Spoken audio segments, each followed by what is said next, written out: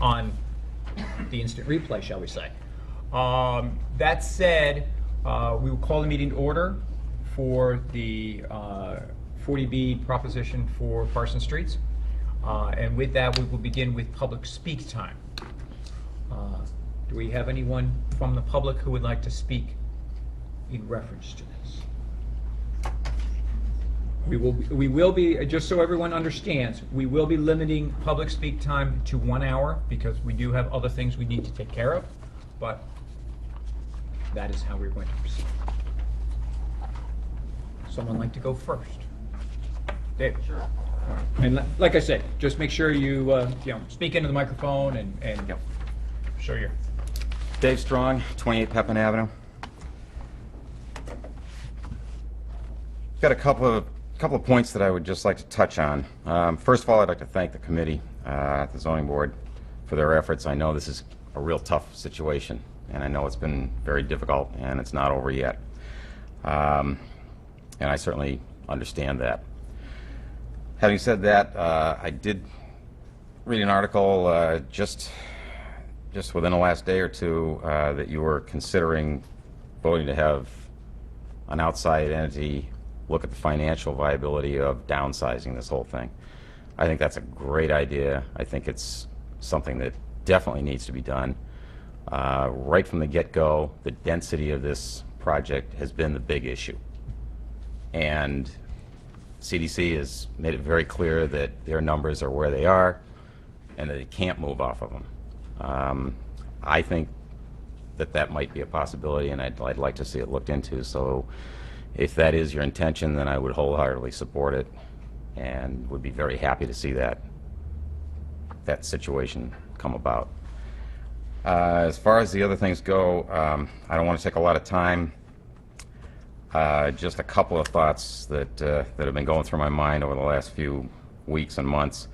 There's been a lot of discussion about water, drainage, the concerns with protecting the water supply in town, the aquifer, traffic studies that have been done, questions about whether or not the sewer system can handle the additional sewage and drainage that this is going to create, whether or not the fire department can get in there with their vehicles and so on.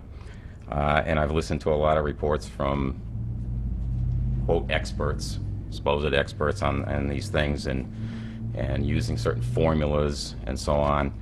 To be perfectly honest, I have not been terribly impressed by a lot of those. I've lived in town all my life. I run a fleet of large vehicles the size of fire trucks. I've watched the city grow. I've watched the water supply in Easthampton go from the second best in the entire country to one that's questionable as to whether or not you want to drink it. And I still have some concerns, and I still question the accuracy of a lot of the reports that we've heard from people who are supposedly experts on these things.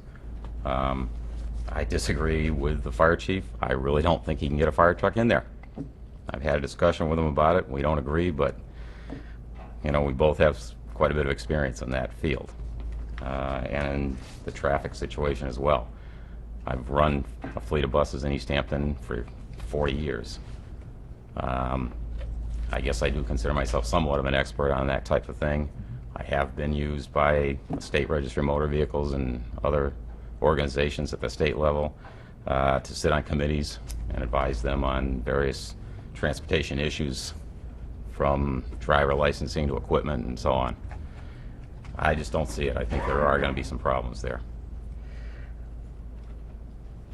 Move on to a couple other things. There's been a lot of discussion about the perimeter and what they're going to do for the abutters in terms of screening, planting different things, fences, whatever.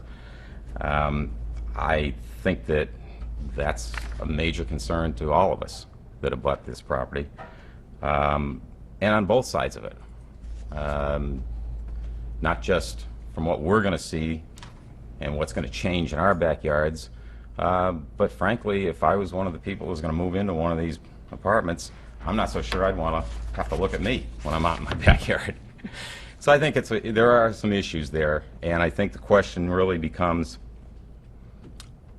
For me, I'd like to see both a fence and some kind of screening that's a year-round thing, whether it be arborvitae or whatever, something that you don't lose in the wintertime.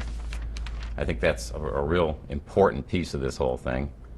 And I'd also like to see plantings, as was discussed at the when they were out there at the site visit, maybe moved up on top of a small berm, and something that's tall. You know, let's not start with a 2 or 3 foot bush that's going to take years to mature and grow into something that's actually going to do what it's intended to do. So I would ask it, if this was granted, that you would consider putting conditions in there that would mandate that type of thing. And I guess that brings me to my final point, which is, if it's granted with conditions like that, and they go ahead and build it, and they don't follow through on some of these things, what recourse do the neighbors have? What recourse does the city have? What's the guarantee that if they say they're going to do something, they will? We've seen them say things over the course of the last 2 years that they haven't come through with, that they haven't backed and followed through on. I have my doubts that they will now either. So that's a concern that I think we need to at least think about. I guess that's all I've got for right now. Thank you. Thank you, Dave.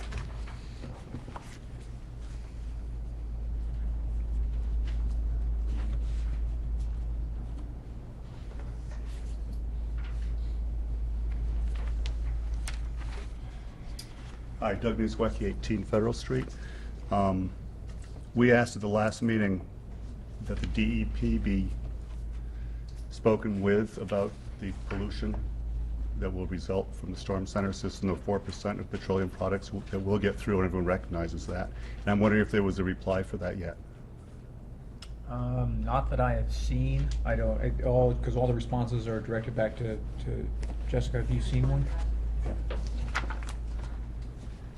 I put forth the question to my colleagues who oversee BAPAC at PVPC and have connections into DEP, and they were looking into whether there was somebody that would want to look at this and whether it was under their jurisdiction. I haven't heard anything back. I can follow up on that again. Okay. Okay, thanks. Yeah, I think it'd be very important to do that.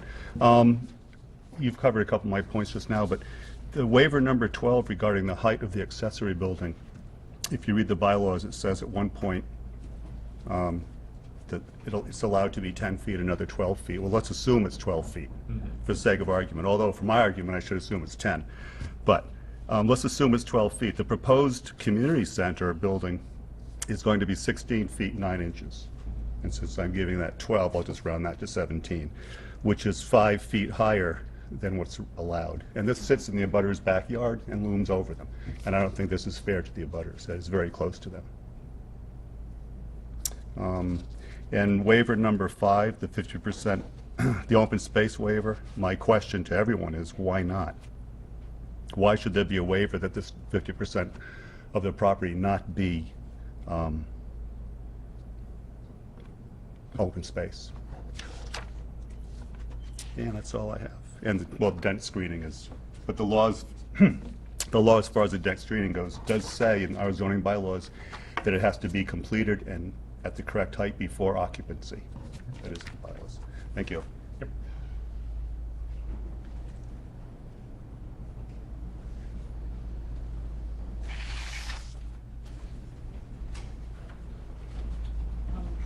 Barbara Tillman. We just ask you just to take 2 minutes so Maggie can get herself situated, and then she only has to listen to 2 folks. Yep, absolutely. Good, I'm sorry. That's okay. All right. We begin with public Tunnel speak. vision when your kid is sick. Okay. And so we've got we've heard from 2 people so far. Okay, I'll watch.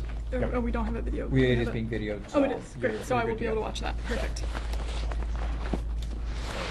That's where we are.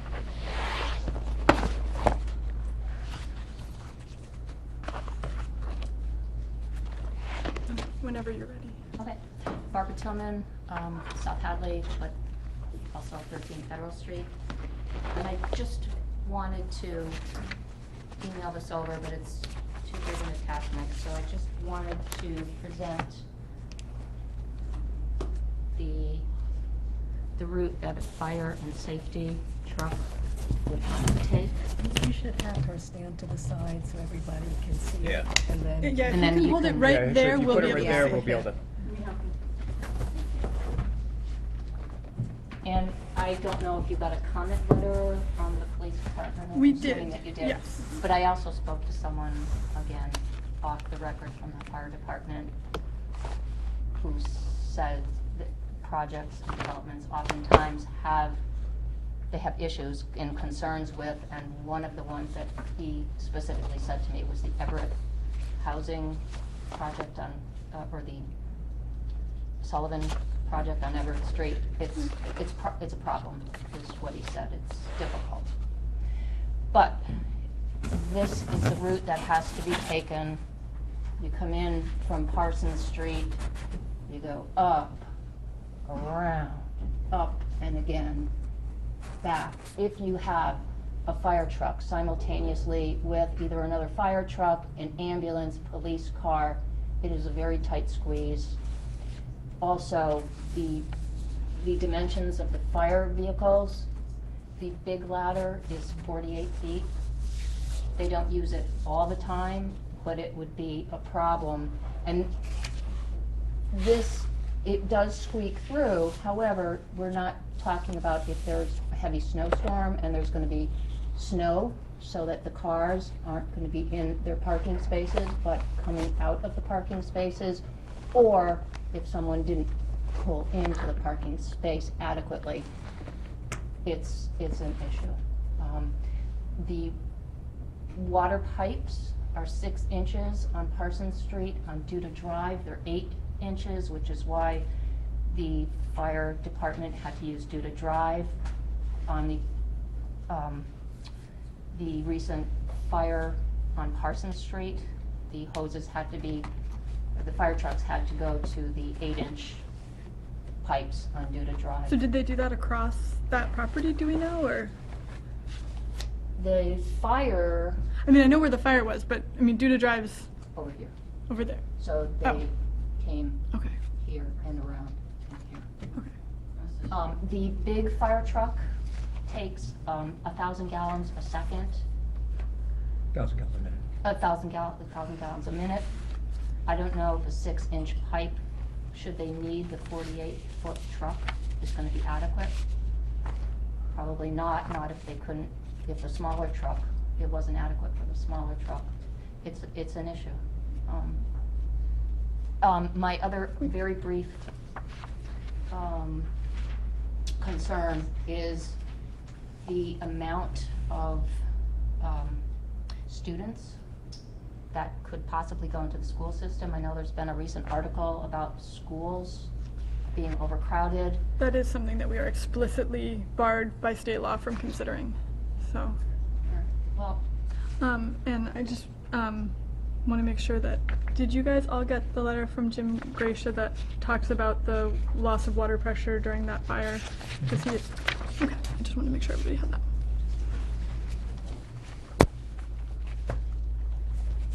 Go ahead.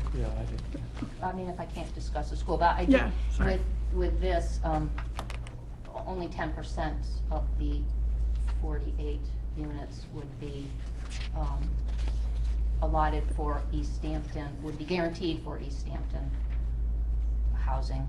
The rest are open to people from all over the state, so I think it would be not in the best interest of Easthampton to have, such a small percentage guaranteed to the Easthampton residents, when it's the Easthampton residents that we want to have the affordable housing I mean, I think for.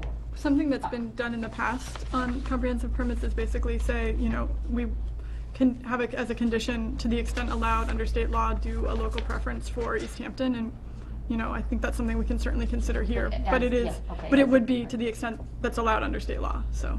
Well, that's 10% as far as I'm aware. I think it's like a 70%, up to 70%. Yeah, up to, Yeah. but not not less than 10, but up to 70. Where the 10 doesn't come into. Yeah, I don't know about the 10%, but I, Well, that was in an article in the Gazette. well. What we've done in what the Zoning Board of Appeals has done in previous comprehensive permits is up to, up to 70%, I think it was phrased like, to the extent allowed under state law, something like that, and it was 70%, and you can. Of the affordable units, not Right. of the market rate Right, units. but this is all affordable, so. Oh, that's right, of course. Yeah. Thank you. Edie, wake up. No worries, so. And I think, should this project go through as is with this number of units, I think it sets a precedent, a forever precedent, to the neighborhood being zoned as capable of such a large housing project, which means Parsons Street School, which is Right. slated for I don't know that precedent is something, I mean, all the stuff that we have received about how we're supposed to be looking at this under state law is about the particular parcel and what is safe and healthy for that particular parcel. So we would have to look fresh at any other proposal that would come before us for a comprehensive permit. I don't, it's, the only thing that is cumulative is that, once Easthampton gets to 10%, then everything changes as far as comprehensive permits. But until that point happens, all of the stuff that we have, all the guidance we've been given is, you look at each project, the site, whether, what are the health and safety issues for that particular site. But then as a whole, 50 years, 100 years from now, you can't look at one isolated when you talk about. If we're still trying to get to 10% 50 years to 100 years from now, I think, I don't know. My mind can't even go that far. No, But- it's the density, and I think Right. everyone in the neighborhood feels that a smaller number. Right. I mean, one thing just to be aware, I mean, as far as like the density thing goes, once the density is there, the incremental, like any incremental, everything looks again at what the change is. So the change is always going to be looked at fresh. It's not, oh, well, this was okay then, so it's got to be okay now. It's, okay, looking at what the state is now, will this particular development cause an increase that is, what's the language? I mean, we were so involved in the language last time, the changing conditions. Will this cause a change in conditions? So it's never going to be, well, this development didn't cause a change in conditions, so this one is going to be fine. It's always going to be looked at fresh at the particular development, whether that change causes a change in condition. Well, I would still urge you to just Right, I- think in bigger terms, and to also, I did speak to someone in the fire department Right, who and- had an issue, and I'm not going to go into names or who or when but You got an email from the fire chief, right? You have a copy of Because I was looking for the email 2 days ago, and I know I have the letter from Jim Gracia, but I don't know whether I accidentally deleted it or what. But I couldn't find. I found my email where you said you'd gotten an email, but I couldn't find the email itself. A memo from the desk of the chief. Perfect. Want me to read it? Oh, thank you. Okay, to the mic. Date 5/18/12 to Easthampton ZBA, Parsons Village Project. I've reviewed the proposed project plans on several occasions, and I have no safety concerns with the project as proposed. The project planners met with my department early on to eliminate any concerns we might have had. That's it. That's all it Thanks. says. If you could at some point send it to me again, just so I can print a copy for my file, that would be great. Sorry about losing that one. Oh. Thanks. Everybody else And I'll- received a copy, correct? Yeah, okay. And I don't know what happened to mine, but. Okay, letters from city departments.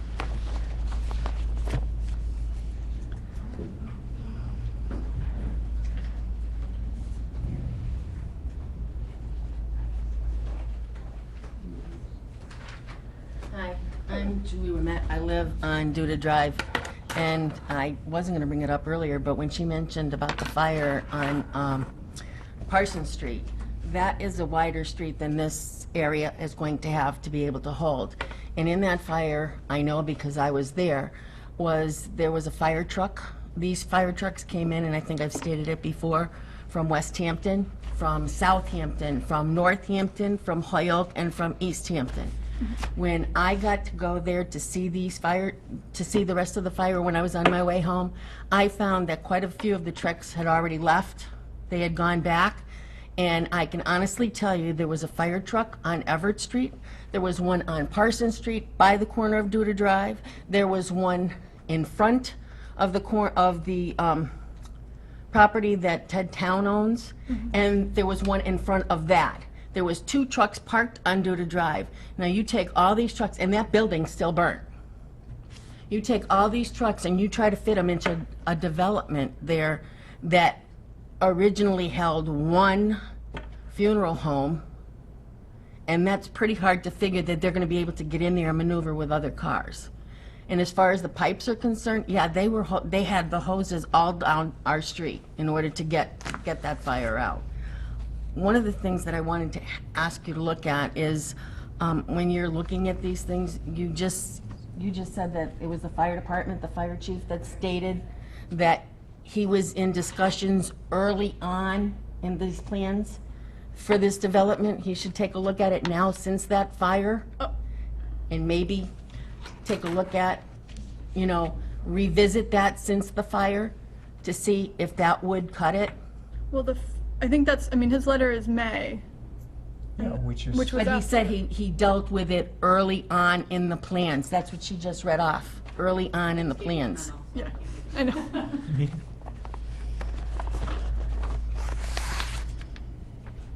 Yeah, it says he reviewed the project plans on several occasions, and he has no concerns with the project as proposed. So I read that, and I know that he's had access to the plans Has at he multiple times, revisited so I the read plans that. since that fire, is what I'd like to know.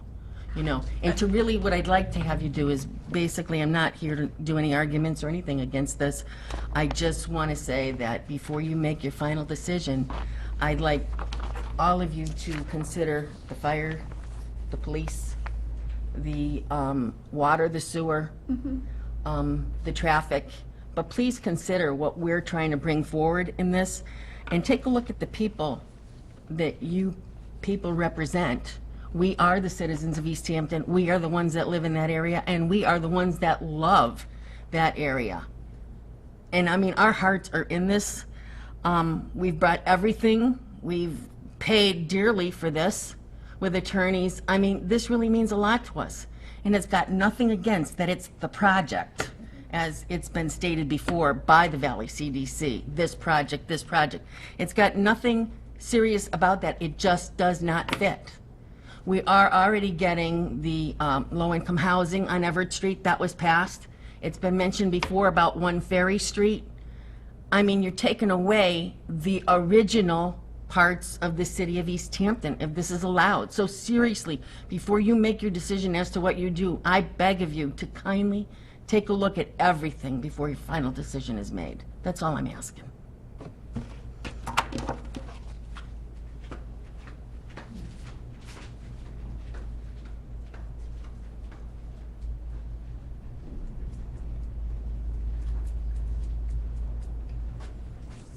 Amy Heflin, 10 Pepin Avenue. And I too want to second what Dave Strong said. I really deeply support and commend your efforts to get an independent source to reconsider the density. The density is the gong that has rang through this whole 2 years with pretty much every issue. I'd just like to point out a few things, if I could, that need to be considered, I think strongly considered.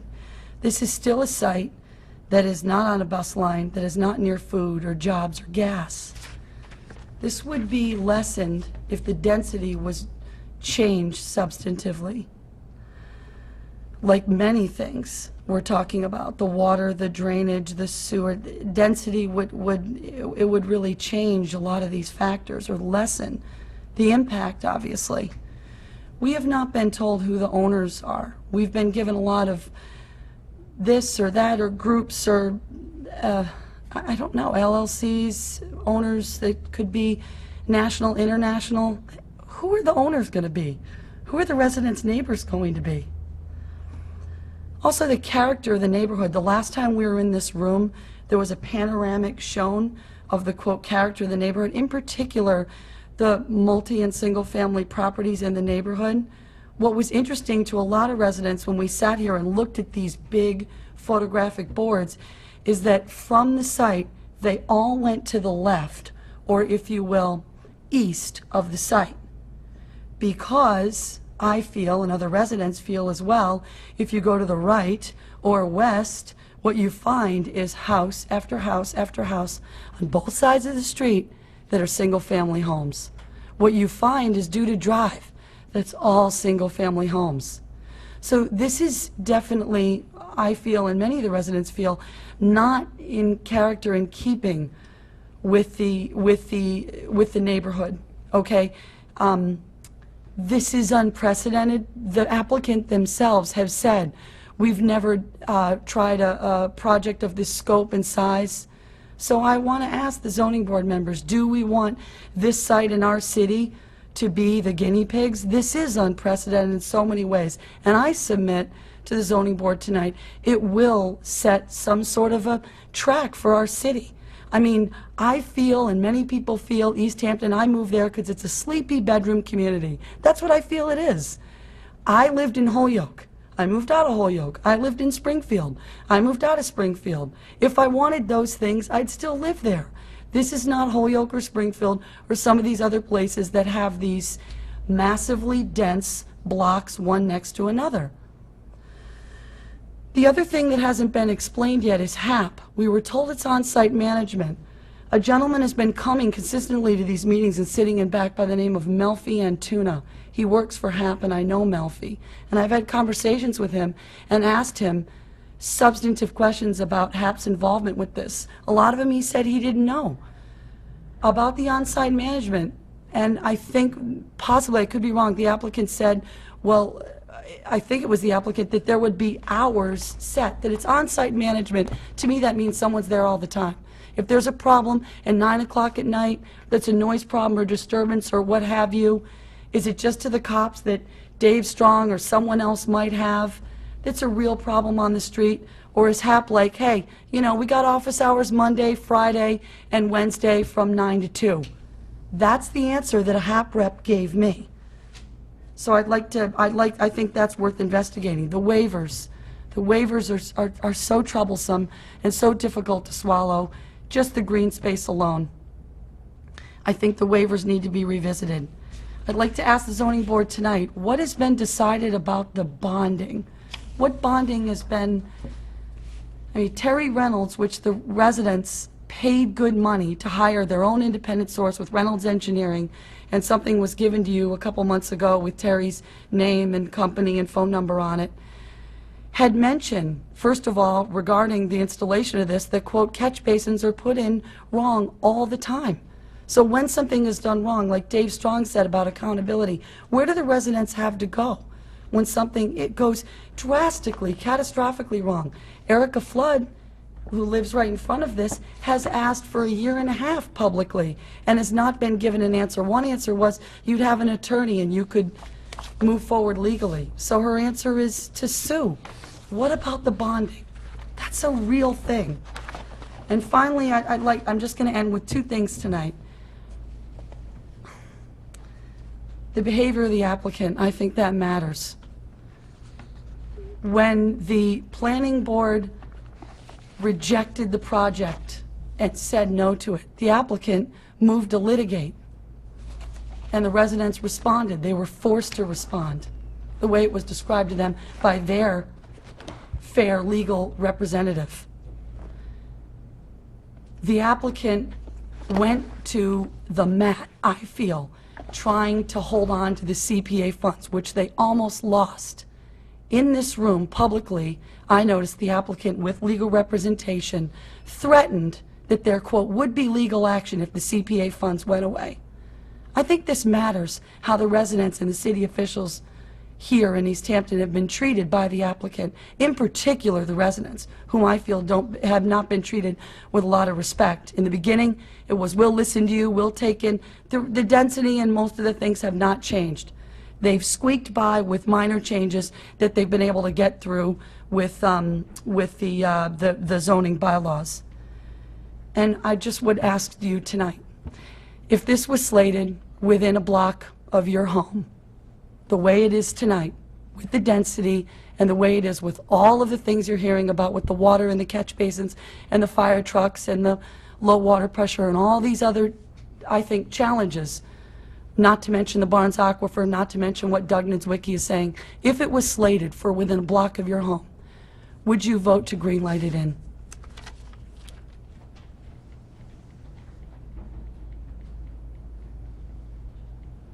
I might have to run out soon because my 4.5-year-old is reaching her limits of meetings. Erica Flood, 6163 Parsons. Something that Amy said just reminded me that what I really wanted to point out in terms of health and safety and quality of life, we do not have a noise ordinance in Easthampton, and I know that because I've had some pretty rowdy neighbors on Parsons Street directly outside my daughter's bedroom window, and I've had to call several times, 2, 3, 4 o'clock in the morning to try to get something done, and finally the police finally said, you know, Miss Flood, there's no noise ordinance in Easthampton. So I hate to see what it's going to be like when there's 100 people out back now. That's quality of life, that's health, that's safety. Tension in a neighborhood is safety. And I know it sounds funny when people talk about 50 and 100 years, but my family has been in the same house for 100 years. So when we say that, it's because we grew up there. We love it.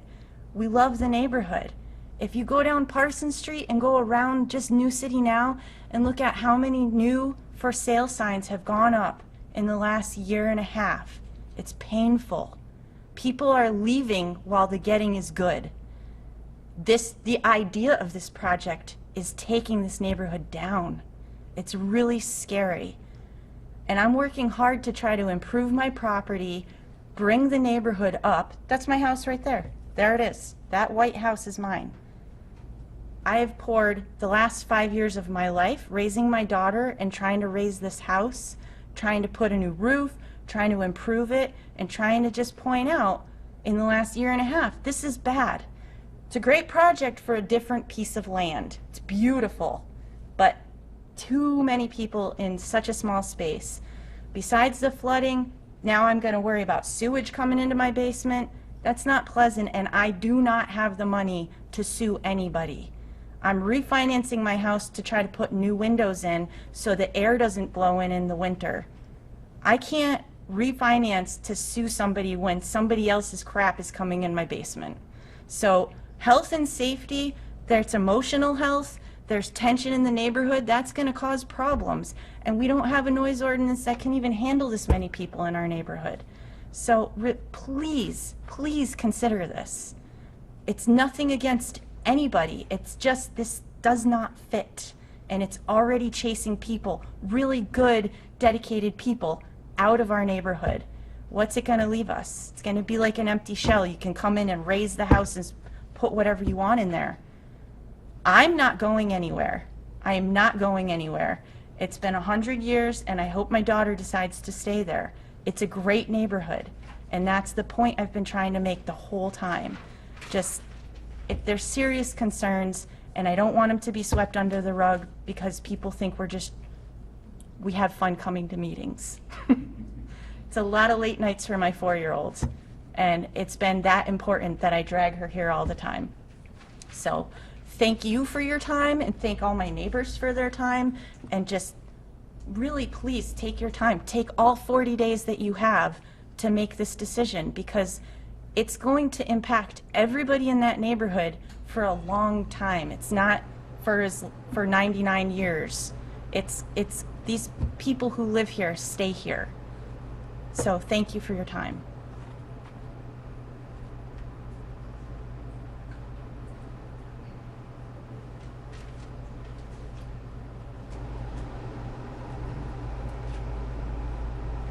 Hi, Kirsten Mora, 12 Federal Street.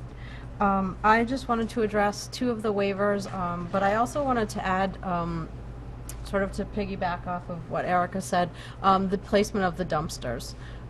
We realized Monday night as we were hanging around in the backyard with all the kids playing together, her house and then the next door neighbor, we realized that the dumpster was going to be right at the back of his yard.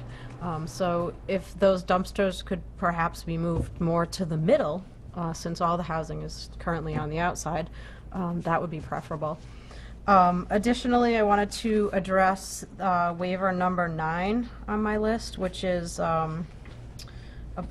requiring affordable housing to be ownership only, and they're asking that potentially be waived. I feel like home ownership is a huge part of, on this list, it's 8.344 under affordable housing. So would really like to propose that some home ownership be incorporated into this project or development, because I feel like home ownership is a really important. It creates stakeholders not only for the neighborhood but also for the city as well. It also creates value for those homeowners as opposed to renters. Certainly, myself, I own a 2-family house. I was able to qualify for a mass housing loan because of my low income status when I purchased it, and it has made a world of difference in my life, being able to have that rental income to add on to my income, and therefore has actually changed my economic status. So I feel like home ownership, particularly in affordable or low income situations, if possible, is preferable to rental. My ideal, actually, would be that owner-occupied houses were built, so that there was always going to be a stakeholder and then a renter, and that would be in keeping with my portion of the neighborhood, certainly. The other piece that I would like to address is they are asking for the commercial zoning to be waived. The front portion of that property is commercially zoned. I think one of the unique things about New City, certainly in talking with my neighbors who grew up in the neighborhood, still own the houses in New City, was how many local businesses there were in New City and how vibrant a community it was, which is why it was called New City to begin with, because it was a vibrant, self-sustaining community. And while I don't expect that things would go back to that 100%. I feel like projecting out 99 years from now, it seems even currently the push is for local business, buy local, be local, bank local. And I understand that local can be in the larger sense of the community, but I think, look ahead 75 years. Maybe local is going to really mean actually local. And by taking away that as a possibility for the neighborhood, I think you're limiting what New City can grow back into or become. So I just would like to urge you to consider not waiving commercial zoning, or asking that some commercial be incorporated into the development. And that's it. Thank you.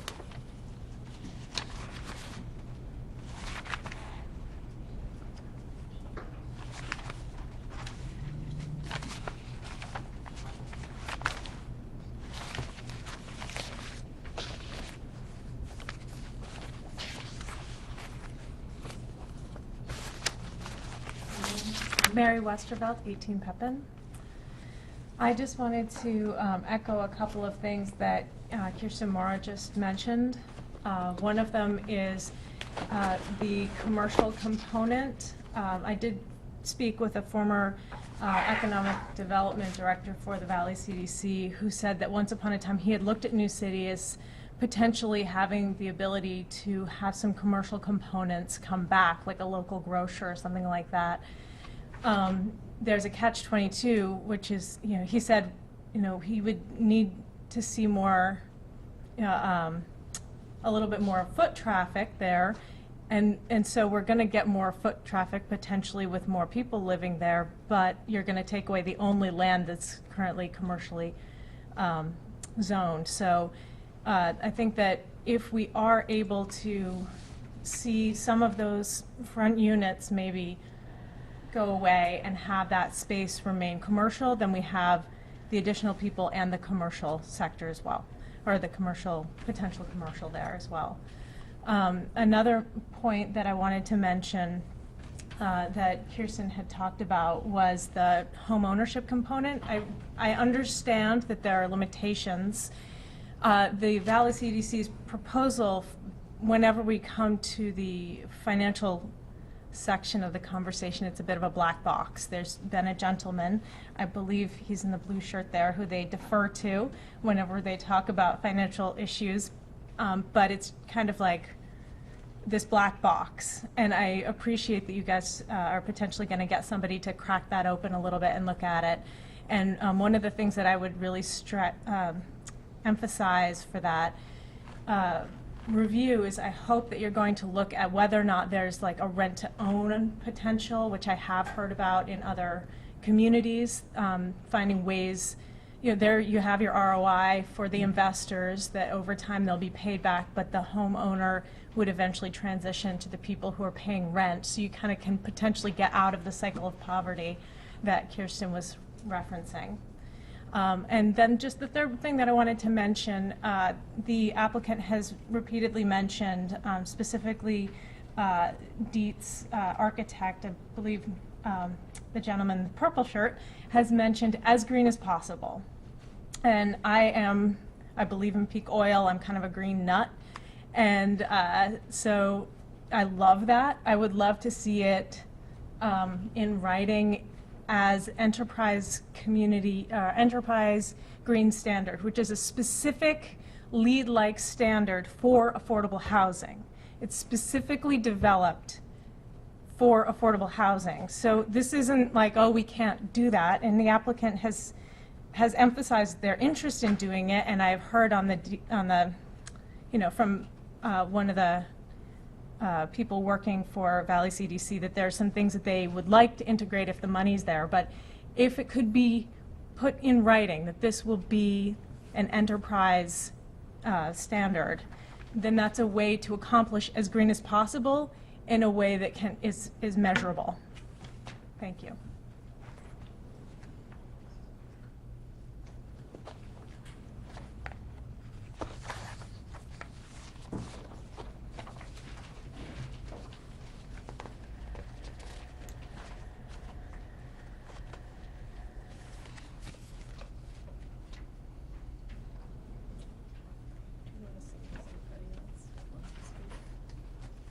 Anybody else who would like to speak?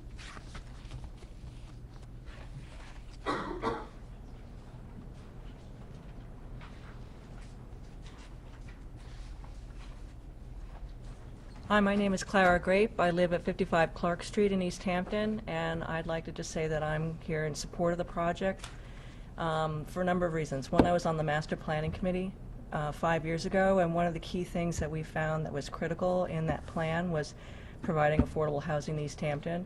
And while I understand folks are looking for home ownership, rental housing was also mentioned. It was also a priority for our town. And I consider the applicant, the developer, Valley CDC, and the team they put together to be a very credible team, to be highly sophisticated, to be very responsible, and to be very thoughtful in the process of what they do for their projects. And this project was one that was initiated by the city through the Housing Partnership. So I just encourage the zoning board to think about, the fact that the town is, finds affordable housing very important. We're not up at our 10%. This is a responsible developer, and I'm just in support of the project.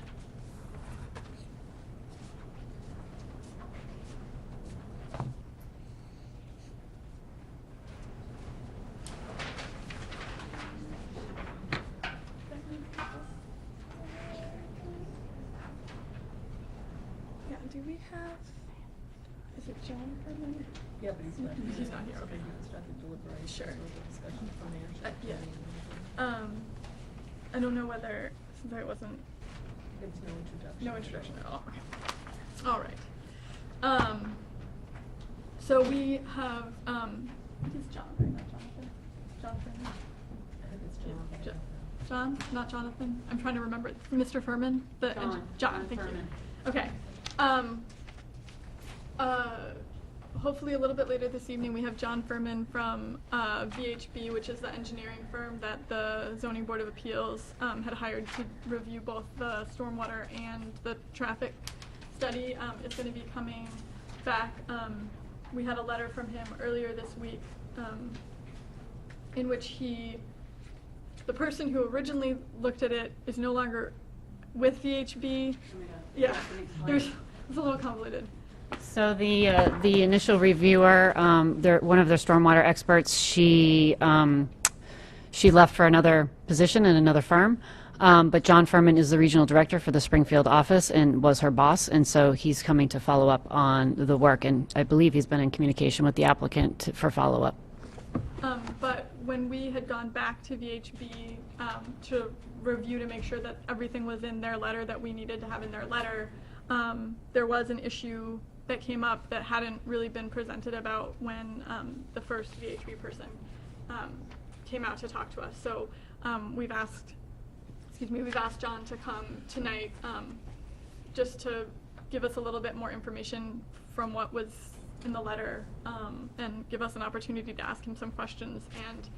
And I would try to summarize it, but I might butcher it, so I'm not gonna. I'm gonna wait till he gets here and let him summarize it himself.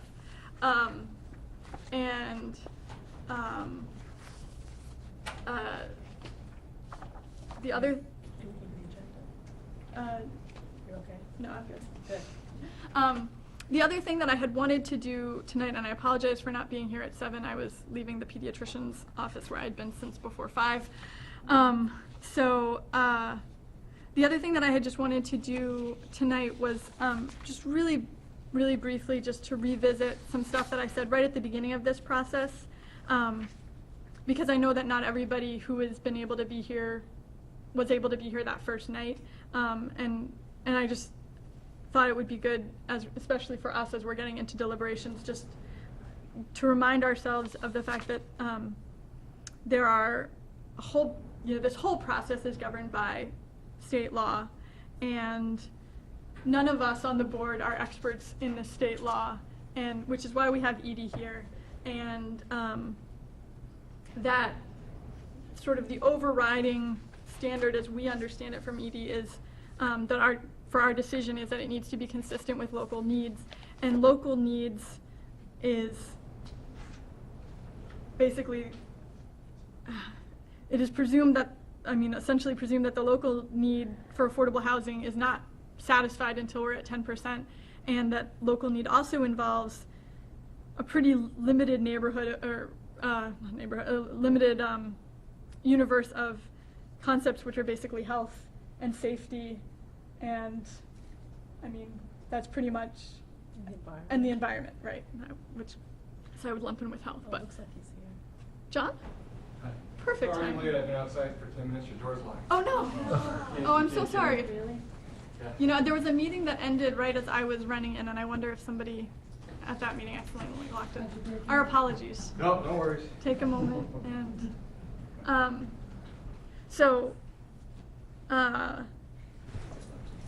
we've got Edie back with us now for the duration of our hearing, I think, to rein us in if we are straying from what we're permitted to be considering under state law.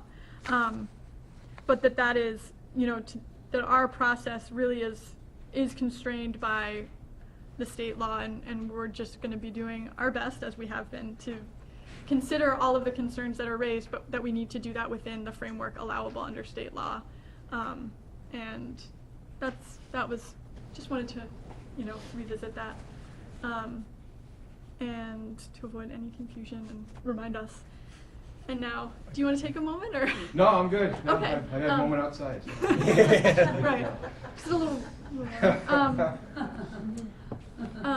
if you wouldn't mind coming to the podium, we are recording, and then just introducing yourself. And if you could sort of summarize the issue that you put in your letter early. I guess your letter was actually last The week. whole issue, The the whole- whole letter. Yeah, the whole letter. Sure. Well, good evening. My name is John Furman. I'm the regional office manager for VHB in Springfield and the project manager for this project. Previously, before you on this matter, you had seen Jean Christie from our office, and I have stepped in to assume the role that she was in. Prior to the memo that I had issued, we had asked Berkshire Design to respond to the memo that we had put together, regarding all the issues and the items that we had seen. And we got a response back from them, which had basically addressed point by point all the comments that we had raised. So in order to kind of put closure to it, I had written a letter or a memo dated April 12th that basically says that we're in response of that letter, and they have addressed point by point all the items that we had raised. One of the comments we made in the letter was that a number of the responses to those comments basically said the plans will be updated to address this change. So one of our recommendations to the board was that prior to making a decision on the matter, that updated plans be submitted to the board so that there's either a chance to review them and make sure that there's follow-through on that, or at least have them for record for the next step in this process. The last paragraph of that letter, though, stated that there was one comment that really needed to be discussed yet, and that was one of the issues that was raised regarding the stormwater management system. When you look at the calculations that were provided and when you analyze them, it appears as if the functioning of the system relied on the ponding of stormwater within the pavement surface for storm events 25-year duration or a recurrence level or higher, so either 25, 50, or 100.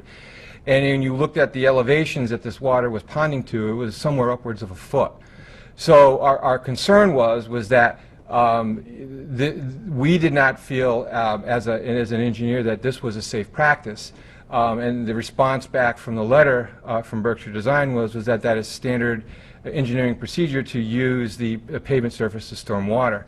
My concern with that is that typically when you have emergency personnel responding to some kind of an event, it's usually at the greater storms. If this was a natural disaster and you had a 25-year storm or more coming through there, you can expect the emergency personnel to drive through the parking lot with upwards of a foot of water on it. In addition to that, you're at these events too, you're also asking the residents to drive through that to that puddle. So we had responded back that we feel that there's a better way to design this. While there is no regulation, state or local, that prohibits this from being done, it's just not a safe situation in our opinion. So, and basically that was the last paragraph that we had summarized.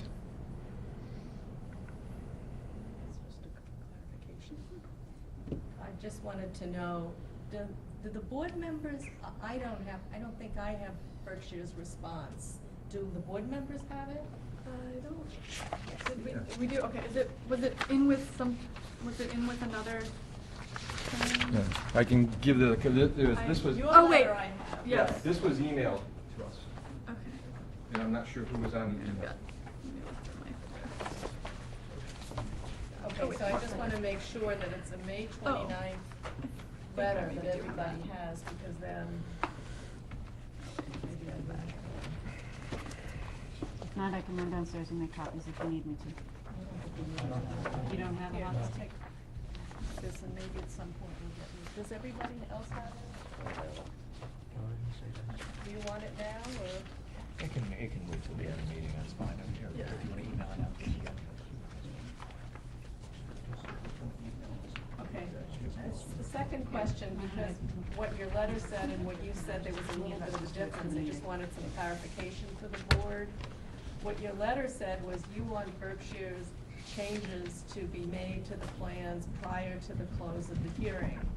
What you said tonight, or what I think you said tonight, was either before the hearing is closed or before the next stage in the process. So will you give the board the benefit of your thinking? I think what I said tonight was that we recommended that they be submitted so that they either be reviewed as part of this process or have on record for whatever the next process is. I believe that's what I said. Okay, but your recommendation is before the hearing? Is before the hearing is, before there is an action by this board that updated plans be submitted. Okay, and then the last question is, so the state stormwater guidelines don't say anything about this practice? They do not. And there's no regulation, local or state, that says anything about this practice? That's correct. The state, the way that the current state regulations function is that if you're working in a community that does not have their own stormwater management bylaw or ordinance, the state regulations really only come into play if you have a project that has a resource area regulated under the Wetlands Protection Act. But the fact that Easthampton has their own wetlands bylaw, those regulations are brought into by reference. But in either event, neither one says that it is prohibited from using the pavement surface for using it as storage.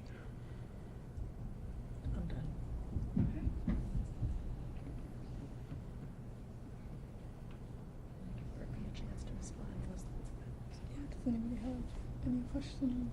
No, that really, what you just asked was to keep that there. Yeah. Berkshire. Yeah. My name is Peter Wells with Berkshire Design Group, and we did mention in our response to VHB's concern with regard to the stormwater management that parking lots can be used for temporary storage in certain situations during larger storm events. The area that we were using is this area right here that would puddle up, and the amount, this area roughly would have in excess of a foot of water, and as you went out from that area, it would decrease in width. We still felt that there was adequate opportunity for vehicles to enter and exit. And also we felt that during that major storm event, the 100, Parsons Street itself is going to be in a foot of water anyway. Irregardless of that, we did listen to their concern with regard to using the temporary storage of stormwater, and we have spoken with the client, and we feel that we can change the design so that we will be storing the 100-year storm beneath the pavement in our subsurface infiltration basins, and it increases the stormwater infiltration area roughly 35%. So we're in the process now of redesigning the system, and basically it's just increasing the amount of area beneath the pavement for storage. So during the 100-year storm, the site itself will be dry, or no puddling. Now, if that change is made so that the storage is bigger underneath, does that change at all? Like in a smaller storm, I'm just remembering, like, you know, what was discussed previously about how it's, you know, like it's like in the first couple minutes of the storm. Yeah, the first flush of the storm is what all, you know, what sort of gathers up all. It doesn't change anything related to that. Okay. So we will comply with that concern, and we will be submitting plans. Okay. That can be reviewed or by either city engineer and or VHB. Thanks. Right, and the city engineer's letter did address this too. Cool.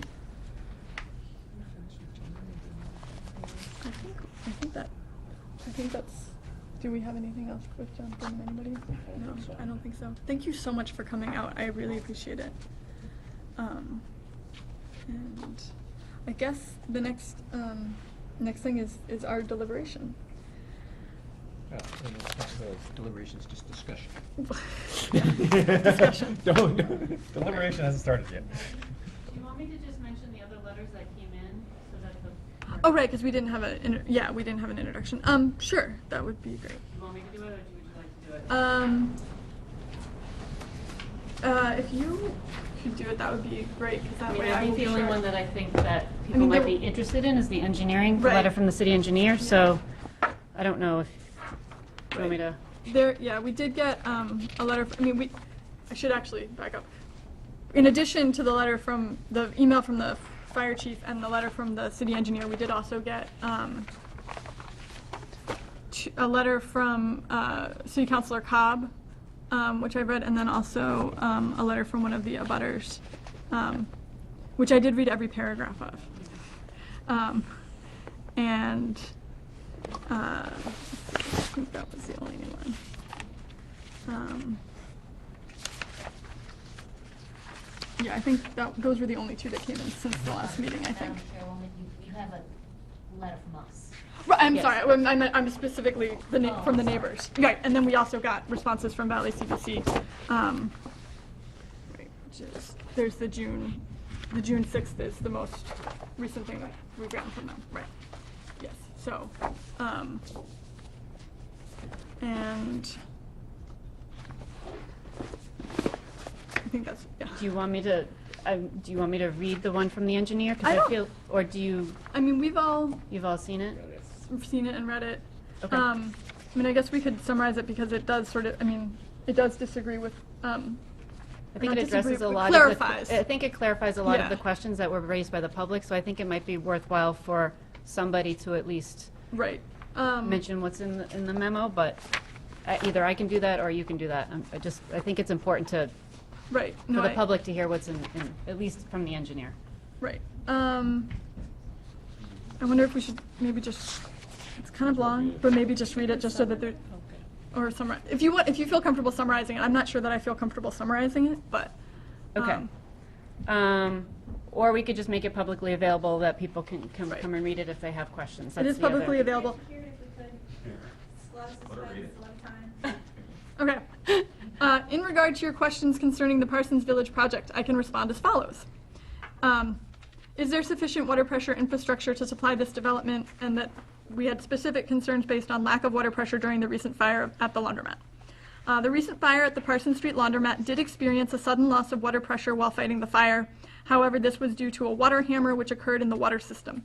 The water hammer caused a large section of an existing water main on Northampton Street to catastrophically break, perhaps coincidentally at the same time as one of the fire hydrants was being opened at the corner of Parsons Street and Main Avenue. The sudden release of water at the Northampton Street location temporarily reduced the amount of water available at the Parsons Street fire. We were quickly able to turn on additional pumps in our system, which improved the flow of water to the fire. A water hammer is not a normal occurrence, but it can happen when sudden large changes in water usage occur. It was unfortunate that it occurred while the fire was being fought. We presently have two water mains in service on Parsons Street, a 12-inch main and a 4-inch main. The water line's connection to the Parsons Village project will be made to the 12-inch water main, which should, therefore, barring any unforeseen events, there will be more than adequate. Therefore, barring any unforeseen events, there will be more than adequate water supply to meet the demands of this project, as well as all of the other properties in this neighborhood. Question 2: is there sufficient capacity in the sewer system to handle this development? The existing sanitary sewer main on Parsons Street is a major collector sewer which carries flow from a fairly large area beyond the New City neighborhood. It services residents between Holyoke Street and East Street from East Green Street to Everett Street.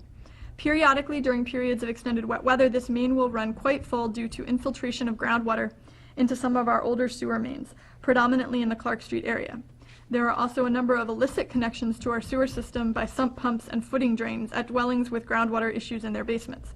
These connections add unnecessary clean water flow to the sanitary flow, which taxes the capacity of the sewer mains. We shall be addressing these issues over the next 5 years as mandated under our newest wastewater discharge permit from the EPA. With that said, our existing sewer main on Parsons Street does have sufficient capacity to accommodate the sanitary flow from the Parsons Village development under normal conditions. As I mentioned earlier, we have experienced periodic events where the main will run full during extremely wet conditions. This will happen again until we can systematically upgrade our collection system to eliminate the illicit connections and the groundwater infiltration into the sewer system, regardless of whether Parsons Village is connected to the sewer or not. The addition of the relatively small amount of flow from this proposed development, as compared to the magnitude of the increase in clean water flow during these events, will not impact the use of the system by any of the existing sewer system users. And then third, what has been the past procedure with developments of similar size and type in regard to performance guarantees for the stormwater system? Has the city ever required a performance guarantee for operation and maintenance of an installed stormwater system? This proposed development is fairly unique in that it will collect and infiltrate on-site all stormwater runoff which is generated by this project. They will have no connection to the public storm drainage system. Therefore, we, DPW, do not have to worry about it impacting our system. In addition, the project does not discharge to an existing water body or wetland resource area, which eliminates a level of concern for the protection of wetlands. The only concern will be for the future inhabitants of the development itself and the abutters in regard to the adequate functioning of the system and the future maintenance of it. The system appears to be designed in an acceptable manner. The peer review done by VHB was quite thorough and identified some areas of concern with the stormwater system. However, those areas seem to be adequately addressed by the designers. In regard to a performance guarantee, we have not had a similar housing development of this magnitude in Easthampton in many years, where the developer will retain ownership of the project after construction. If the system does not work properly, the developer owner will ultimately be responsible for its maintenance and proper operation for the sake of their renters. The recent 55 and over condominium developments were different in that the developer sold the units and a homeowners association took over responsibility for the upkeep of the grounds. In all of those cases, the stormwater systems ultimately discharged into wetlands. Therefore, a level of scrutiny took place via the environmental permit process. We did experience a problem at one of those developments. However, the issues were eventually resolved. The sudden influx of condominium projects proved to be a learning process for us in that it was important to impose a performance guarantee of some sort on a developer, more to protect the future inhabitants of the project than to protect the municipal infrastructure. In the case of Parsons Village, placing a monetary guarantee on the project would not seem as effective as withholding the final certificates of occupancy on the units until all utilities are fully installed and approved for use, including the pavement. The drainage system, being a critical aspect of the site infrastructure, must be carefully monitored during construction to ensure that it will function as designed. It would be my recommendation that it be a requirement of the permit that the design engineer must certify in writing that all aspects of the site design are properly installed according to the approved plans. It would behoove the designer to provide a significant amount of on-site inspection during construction, especially during installation of the stormwater system. Poor construction methods of a stormwater infiltration system will result in drastically reduced effectiveness. Sometimes this reduction in effectiveness is not evident until much later in the construction process. The final aspect of this process would be to ensure that the stormwater system is properly maintained in the future. The future maintenance of the previously proposed porous pavement system was of particular concern to me during the initial application process for this project. Maintenance will be just as important for this stormwater design. The previously discussed condominium developments were required to do annual maintenance on the stormwater systems and submit written documentation of the maintenance being done. Of the 4 most recent condominium projects, only 1 submits regular reports to me with the documentation of that work. Unfortunately, my department is not equipped to keep track of the adherence to any requirements made on these development projects. We do the best we can to monitor the utility construction when it is going in the ground, with our highest priority being the proper installation of the water system. We certainly cannot be depended upon to monitor the future maintenance of their drainage system. A schedule of regular maintenance of the drainage system should be spelled out in the operation and maintenance plan. If this project is approved, the permit should emphasize the importance of maintenance of the stormwater system. A requirement should be included in the permit to submit regular annual reports to the attention of the city engineer, documenting that the required maintenance has been done. The report should list the amount of sediment removed from the drainage system and the ultimate disposal site of said sediment. At the very least, I can place this documentation in the files in the event future problems occur with the system.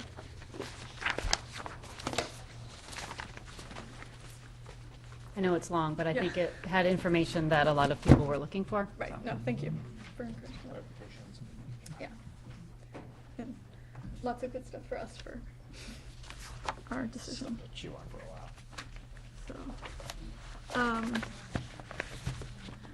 while. Now, before, the other thing we did have on the agenda before we got started on review actually was to hear from Valley CDC. I can't remember whether that was first or second. Oh, you don't have the agenda yet. You're ready? Excellent. Oh, thank you. That was like the one thing I didn't grab as I ran out of the house. So we had a bunch of them that came out all at once, and I didn't keep track of it. We're good, thanks. That's right, it was after. Before that.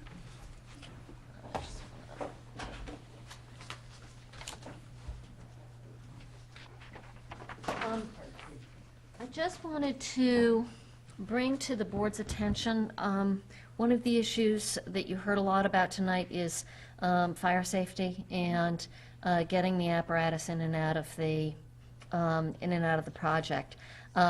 Just as a reminder, these units are going to be sprinklered. So that will provide an additional level of fire safety.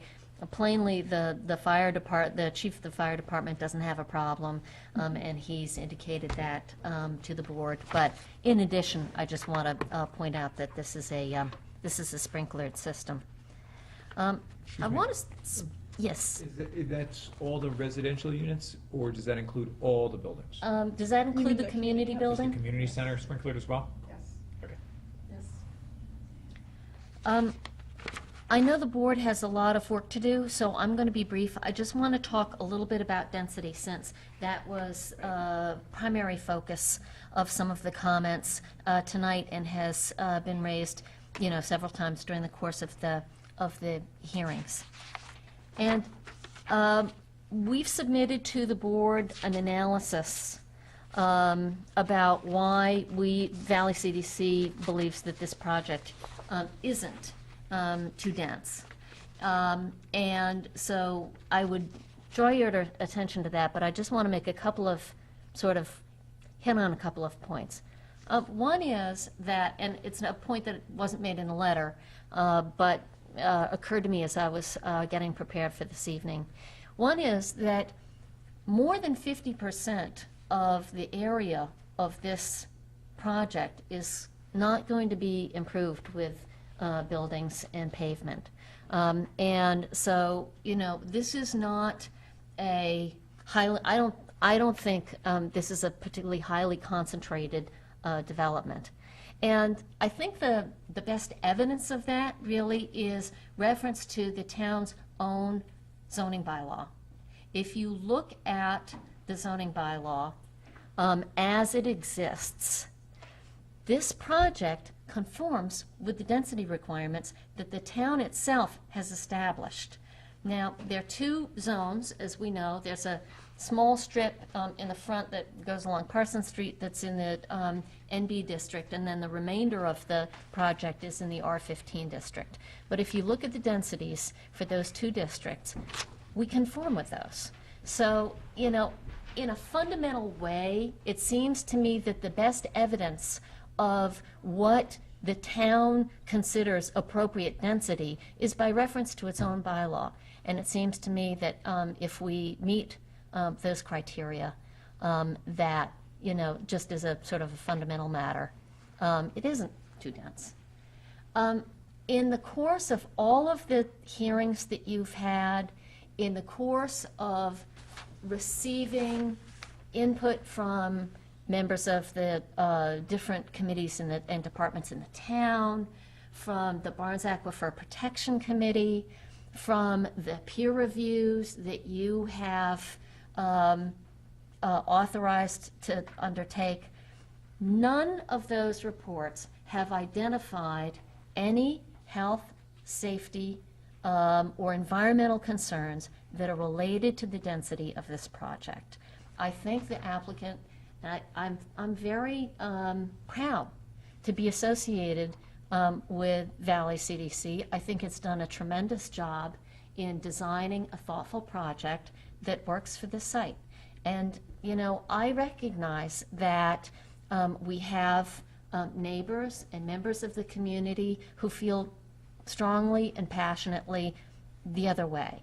But I think if you look at the project in its totality, you look at the comments you've gotten from the town's own boards, and you look at the peer reviews, there has been really no demonstrated, set of facts that raise issues regarding health, safety, or the environment that haven't been addressed. Just tonight, you heard the comments of VHB about stormwater storage in the event of a 100-foot rain event, precipitation event. We are willing to address that by increasing the amount of subsurface storage. We're not suggesting to you that that's going to make this project uneconomic. We're going to go ahead and do that. We're not required to, but it's been raised as a concern. We're hearing that, and we're trying to be respectful and thoughtful about the concerns of the community and the concerns of the board. The one other thing I'd like to speak to has to do with those situations in which review of our financial statements, known as the pro formas, are appropriate.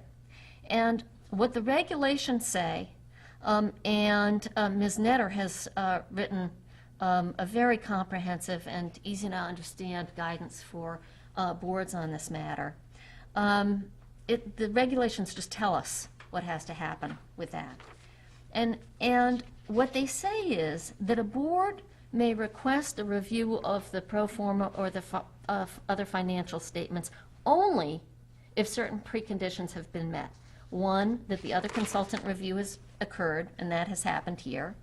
Two, that the applicant has had an opportunity to modify its original proposal to address issues raised. Three, the board has had an opportunity to propose conditions to mitigate the project's impacts and to consider requested waivers. And four, the applicant has indicated that it doesn't agree to the proposed conditions or the waiver denials. The regulations go on to say a board may not conduct review of a pro forma in order to see whether a project would still be economic if the number of dwelling units were reduced, unless such reduction is justified by a valid health, safety, environmental design, open space planning, or other local concerns that directly results from the size of a project on a particular site consistent with these regulations. And I submit to the board that that just hasn't happened. I think we are way beyond the stage of just saying over and over again that the project is too dense.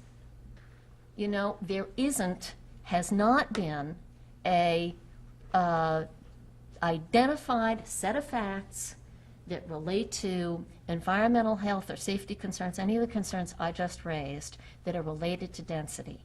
And so I would encourage the board to deliberate, to talk about this project, to talk about the reviews that you've had, to talk about what the city's own municipal departments have told you about this site, and to move the project along.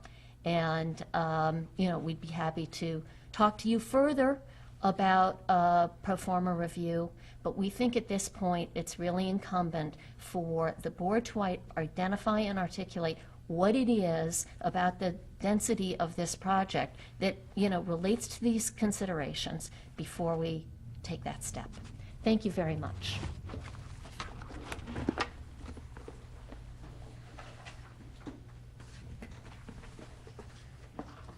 Do you have anybody else that you wanted to? So I just want to put out my mea culpa of like having gotten a little bit confused about how the pro forma density review worked in this process, and ask if you could just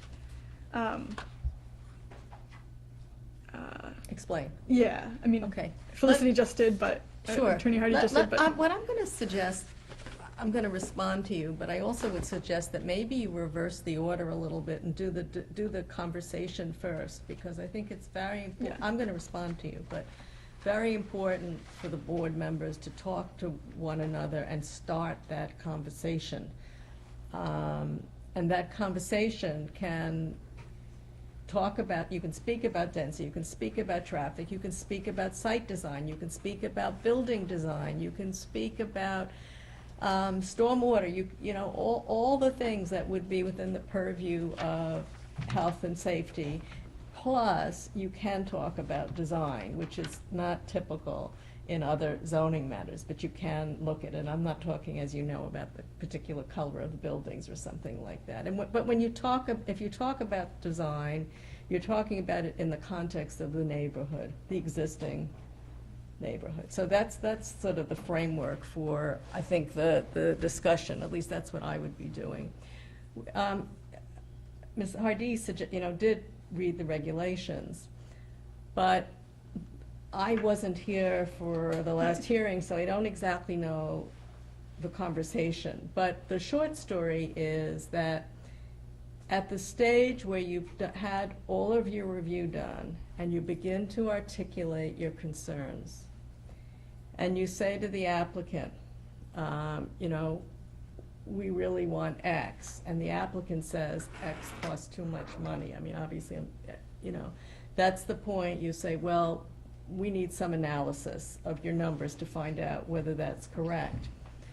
If you ask for certain things and the applicant says yes to everything, there's no need for a financial review. Now, with respect to density,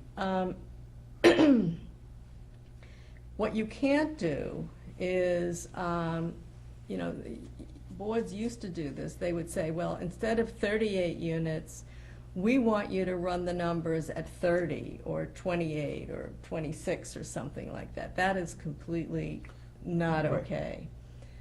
But if you have a conversation about density, and it's not just, you can articulate a little bit of if density is bothering you, and you can talk about what you mean by density. First of all, are you talking about the total square footage? Are you talking about the building massing?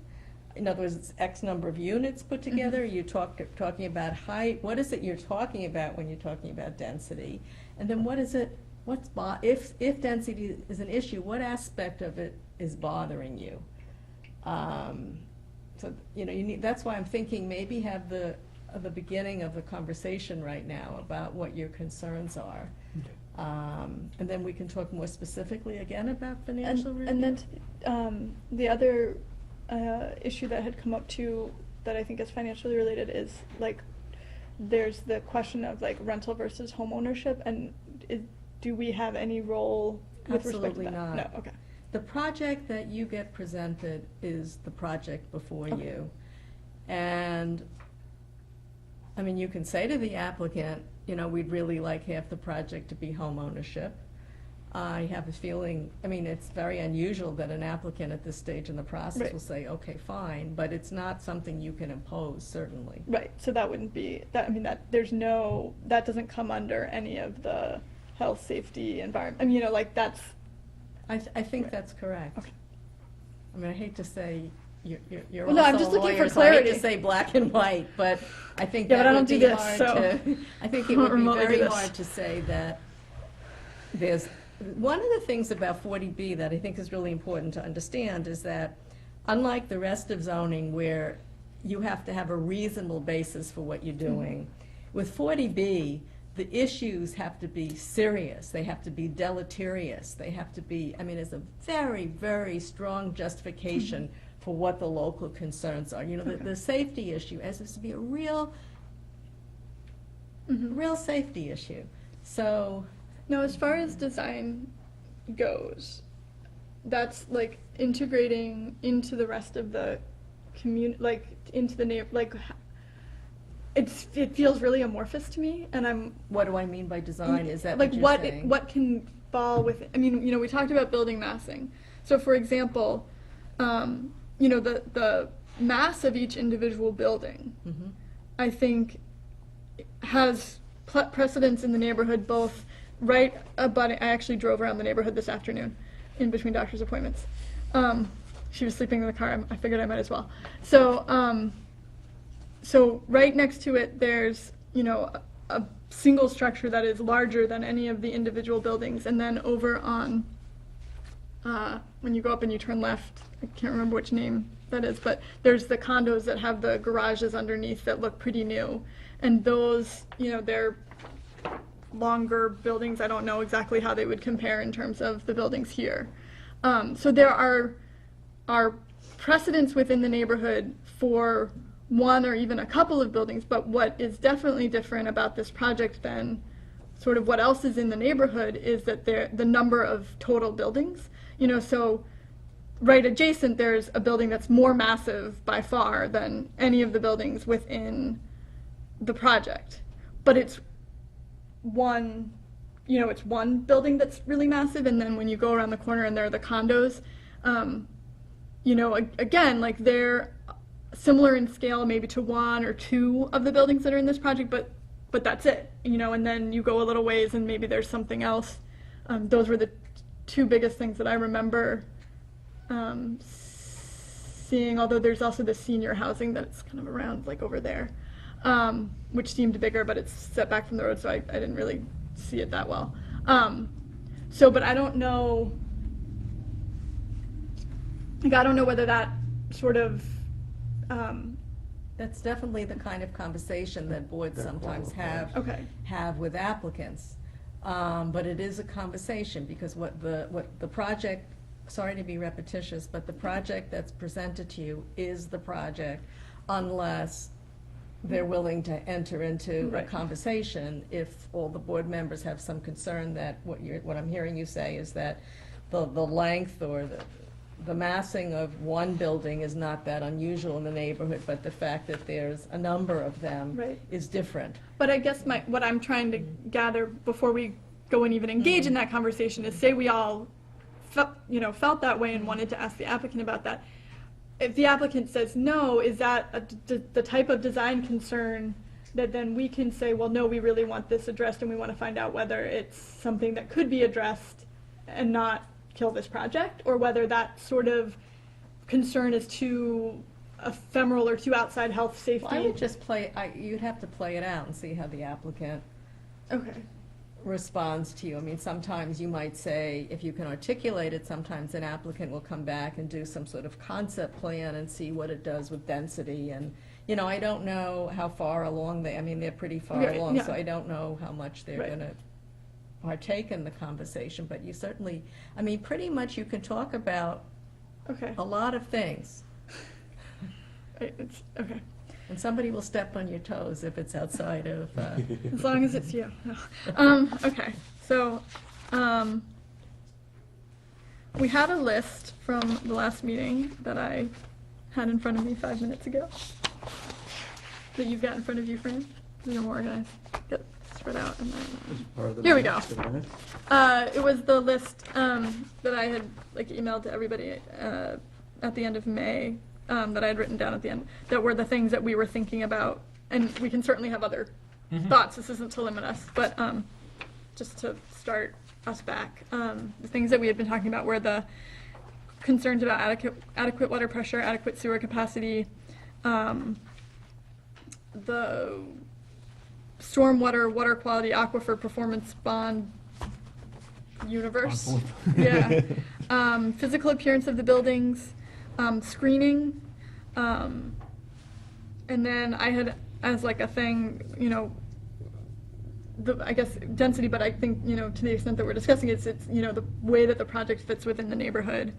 And then also the layout and the size of the park, and then things that didn't quite make it to my list, but we had discussed previously, so I'll bring them up now, were the siting of the dumpster and also the location of the community house. Concern I had was the building design. Could you pick up that the buildings themselves, where I think they come to a peak? On the bottom picture, in relation to the neighborhood, I thought that the building itself, the tops of them, the top of the building. That's a much more helpful picture, thank you. Could you pop that one up? Yeah. That one's, I think, more useful to what you're talking about. The top of the buildings now, I've lived in Easthampton for 36 years, and if you go down East Street, and I don't know if this is a senior project or whatever, but at the end of East Street, there's a project down there. And the buildings, where that photo shows the buildings to be peaked like that, they're not at all flat, but they're not as as conspicuous, I guess would be a good word, as what that picture shows. And I just think if you had a chance to look at the property on East Street going towards the Oxbow, and I should have went by and got some more information and went to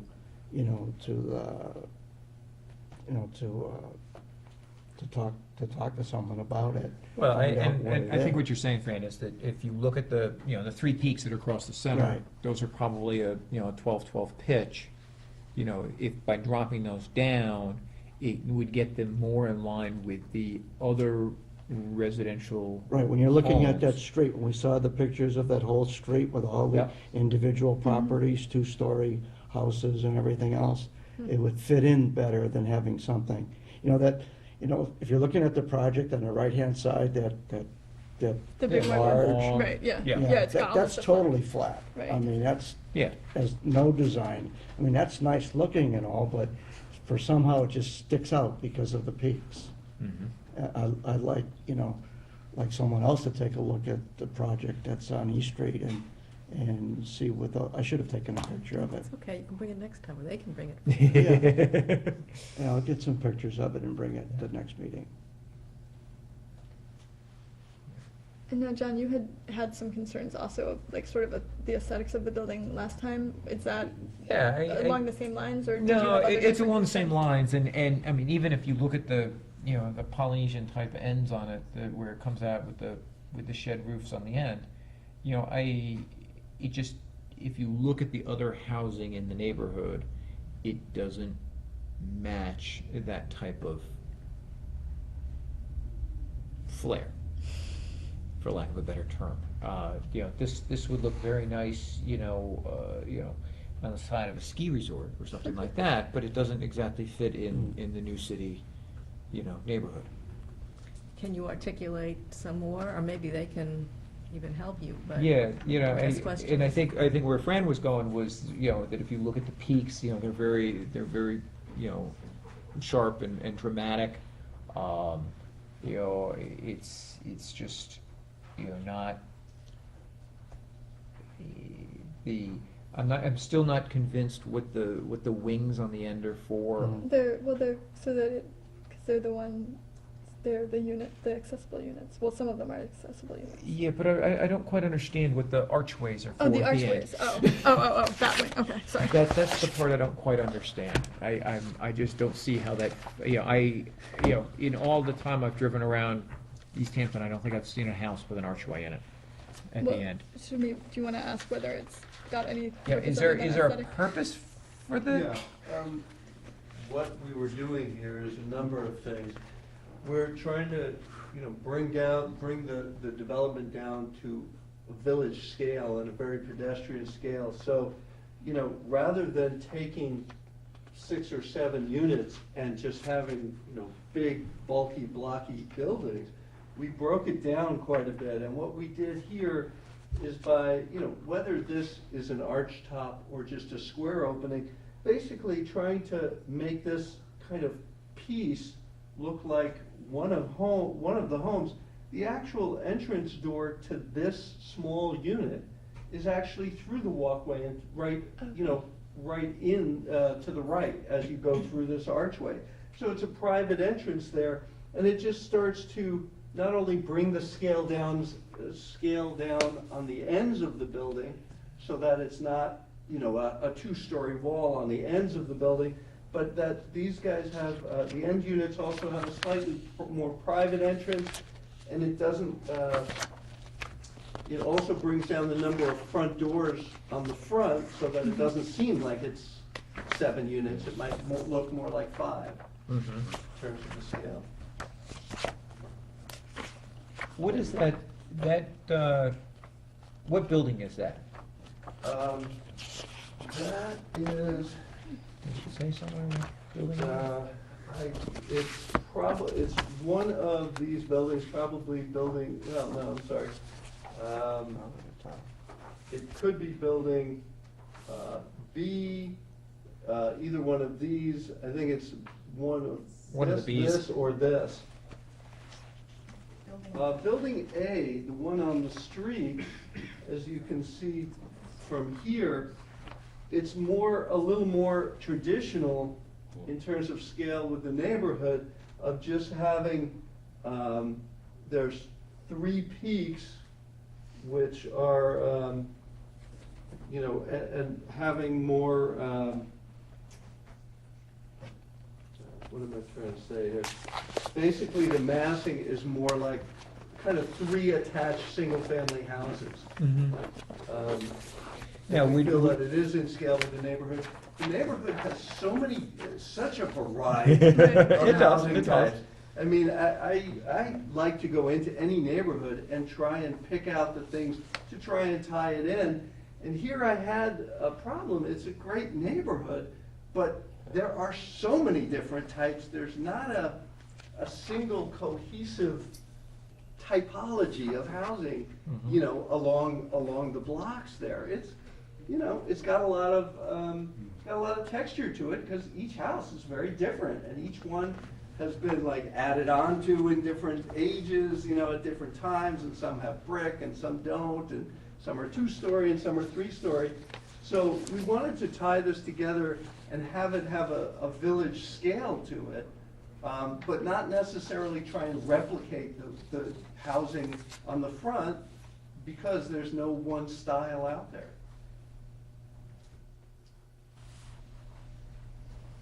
Yeah, I can second that there's no one style. No, there isn't. No. There is not. You know, but I'm still. I think when you look at how your Fran was talking about the peaks, because they're steep, I think it makes it look higher than it actually is. Yeah. You know what I mean? If you look at the height of that, the height of the one with the peaks and the ones white in the one. front- the You ones know, in the the white front one don't on have the the side peaks. there, I bet you height-wise, there's not No, I that think much difference. Yeah, well, you know, it's funny that you should mention that because I remember when they did the whole panoramic, I was shocked because I thought from the elevations that they were going to be so much higher than the project that was right next to it, and then it wasn't at all. So I think that might be what was causing me to anticipate that it was going to be taller. But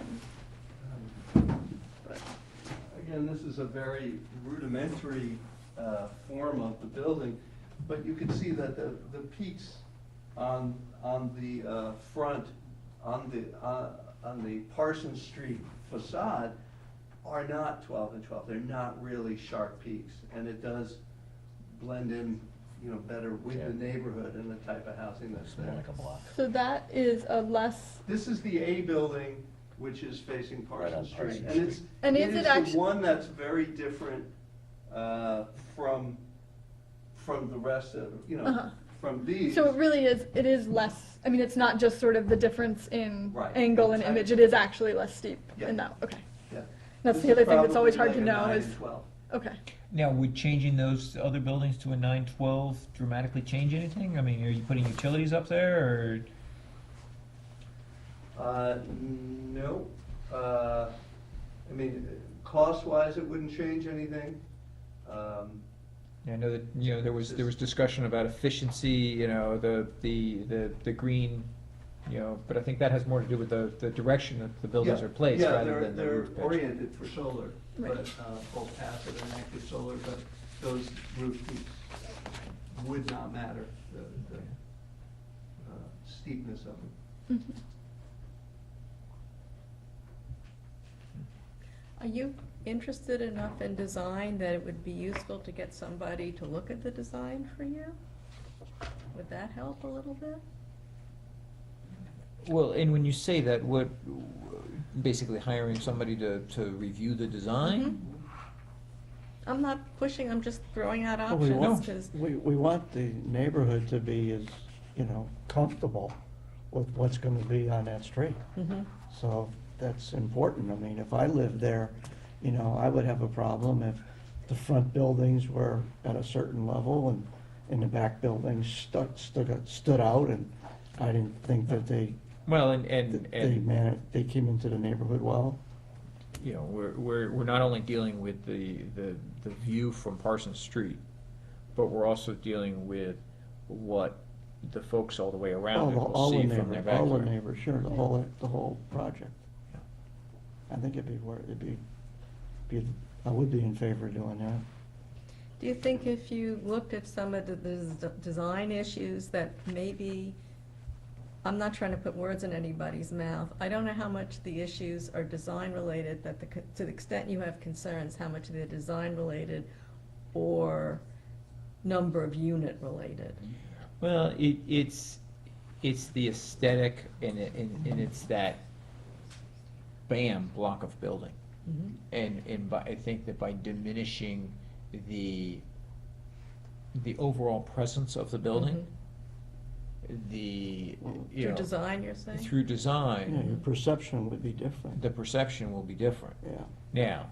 Now, you know, I understand what they're trying to do with you know, varying roof pitches and everything like that to not make it not look like, you know, we just plopped down 8 units. Will it make it more digestible? I don't know. I mean, the reality is that, you know, it would definitely make it, you know, it will help make it easier to look at.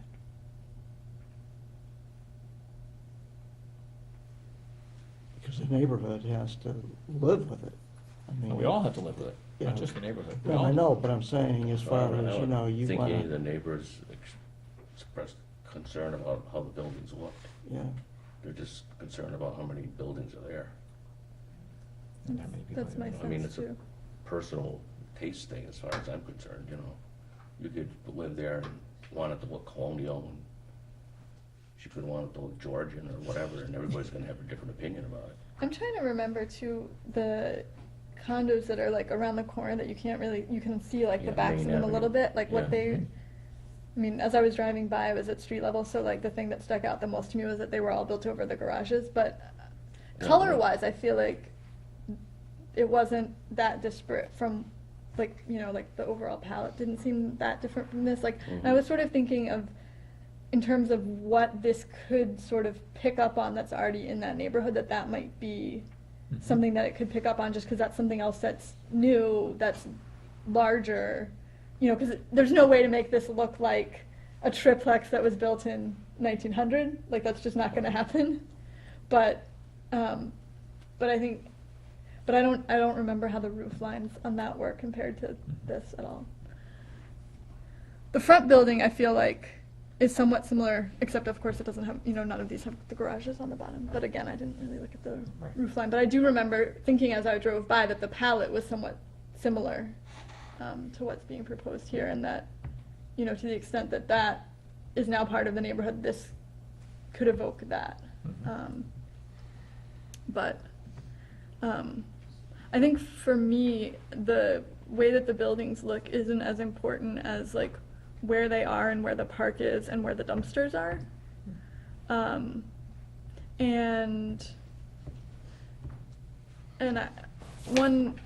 One thought that I had, I mean, you know, at one point I had asked the question about, you know, all the buildings are pushed to the edges, could they be more in the middle? And we got the answer about the passive solar, and also I think, you know, there were a couple of neighbors who thought that they would maybe rather have the road on the outside, but, you know, I'm looking at it and, like, I've realized if the road's gonna be on the outside, there's gonna be a lot more road, like, geometrically, like, there's just not really a way to put the road on the outside without there being more road. But one thought that I did have when I was looking at stuff in the last month was, if building C were, and I don't know whether this can be done because of, like, parking stuff, but if building C, here, I'm just gonna stand so that everybody can, you guys can see what I'm thinking. If building C were here instead, and the park shifted here, then I feel like the park would feel more like a part of the neighborhood instead of, you know, like from a foot traffic perspective, and from a welcoming perspective, you know, if I lived over here, maybe I would know intellectually that, like, I could take my kids to play here, but I'm not sure, I mean, it's hard for me to know, to imagine 3D, like, walking here, what it would feel like and what I'd be able to see, so, you know, but it just seems to me like if I were coming here, I wouldn't really be able to see that well to the park, and that it would feel like I was walking into somebody else's development, somebody else's neighborhood in order to take my kid to the playground. Whereas if the playground was here, whereas if the playground was here and the building was here, then it would feel maybe more welcoming.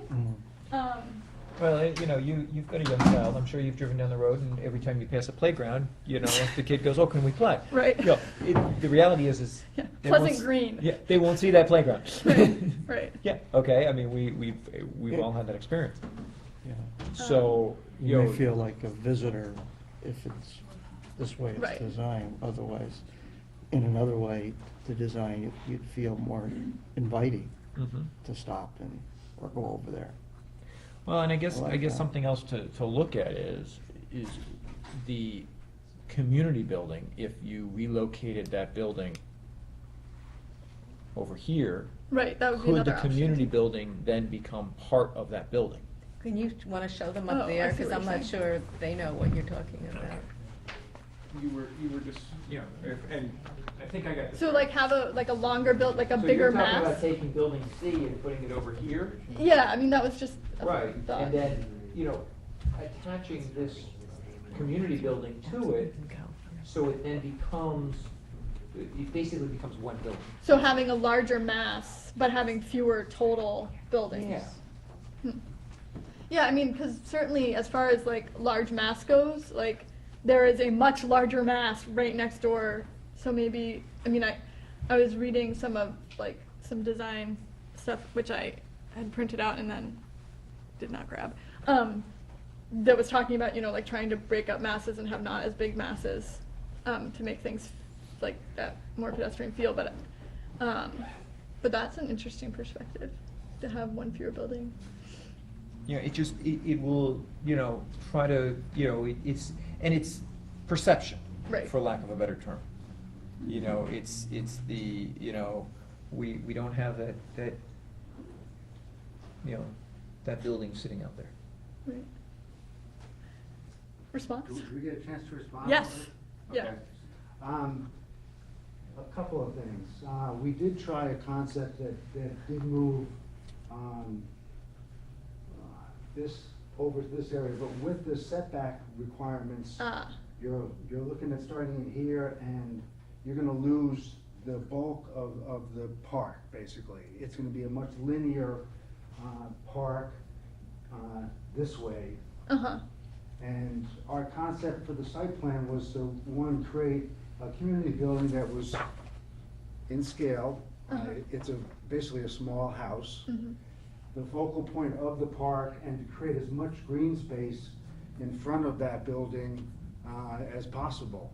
This is about as much green space, usable green space, that we could get with the site design. So when you moved building C, it reduced the square Reduced feet it a lot, a tremendously. ton. Okay. And I think the link now from Parsons Street through our pocket park and on into our larger town common is extremely strong, and it's gonna be very inviting. I believe it will. It's tree lined, easily walkable. And the other goal we had also was to try and create some private backyards for each one of these units. Right. And by putting them together in the center, there's no way we could do that. Uh-huh. Oh, yeah. And we couldn't also create a park if we put them all in the center, and our roadway would increase by 50%. Right, yeah, no, So this was the best option to create a town common that is actually 25% of the entire development, which is extremely unusual.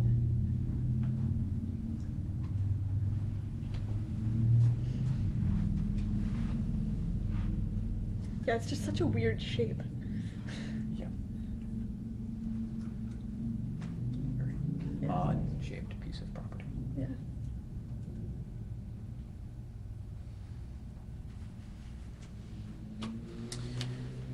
And I guess, I mean, my feeling is, we can't change the laws of geometry, and like more green space is like more and more usable green space is better in my opinion. Oh, yeah, absolutely.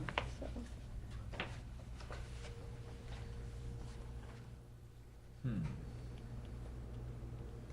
In any of your alternative designs, did you have any alternative ideas for where to put the dumpster that is at the end next to building B3? I'm sure each concept that we came located the dumpsters in different areas. First off, the reason why we have two dumpsters is not to locate it centrally because it's next to the town common area, but to basically have two satellite dumpster locations. So this dumpster can be easily accessed and vice versa. Right. No, We've screened the dumpsters heavily with regard to plantings and an actual enclosure. So we made an effort for that. We located this dumpster with screening in this area because, one, it was easy access for this area.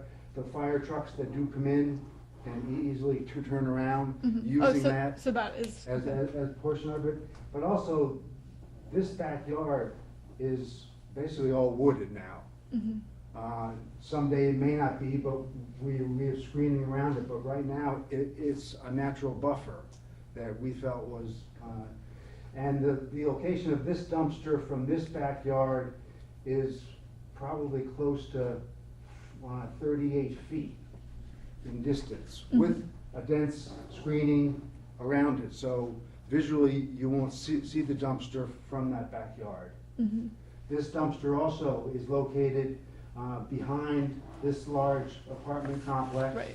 And also has a very dense screening that will visually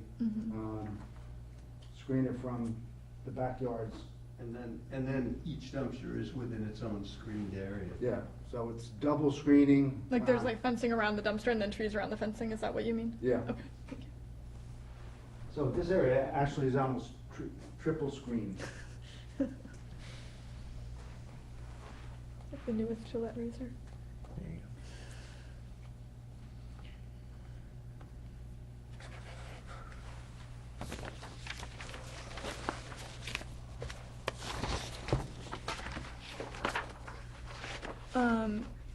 Having reviewed the stuff from the town folks, with respect to the things that we had talked about, there was a comment for screening from the historical, like a comment that was essentially screening related from the historical commission. And there was related to the stormwater, there were Jim Gracia's concerns about maintenance, and then also, what is her first name? The health agent, Duda. Jackie, thank you. Like, Jackie Duda had also concerns about maintenance. And Can we back up and tie together this conversation you just had before we move on to another one, so that if there's anything you want to communicate to the applicant, they'll know? Yeah. Let's pull together, because otherwise you'll do better. It's always better if you can say something. And I'm not being facetious right now, and it's gonna sound like I am, as opposed to having them read your minds. In other words, there's a lot of ideas that came out. Let's try to, if you can, pull some of it together and say, would you consider X, if you want them to consider something.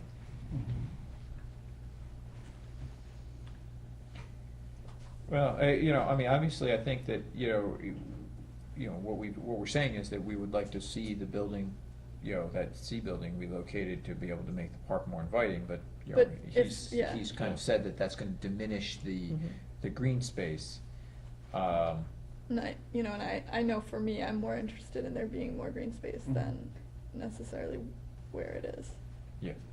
How about the roof lines? Yeah, the roof I think the line. roof line, well, and I think that, you had brought up a review or a building design review. Is that, that's something that, is that something worth looking at? What would that Well, involve first, let me exactly? just ask you, I was more thinking about sort of a general site design, building design, having an urban designer look at the site for you and everything. But if your concern is largely the roof lines, or you could articulate something to them, maybe the first thing is to say, this is an idea. You don't throw out my idea if you don't like it.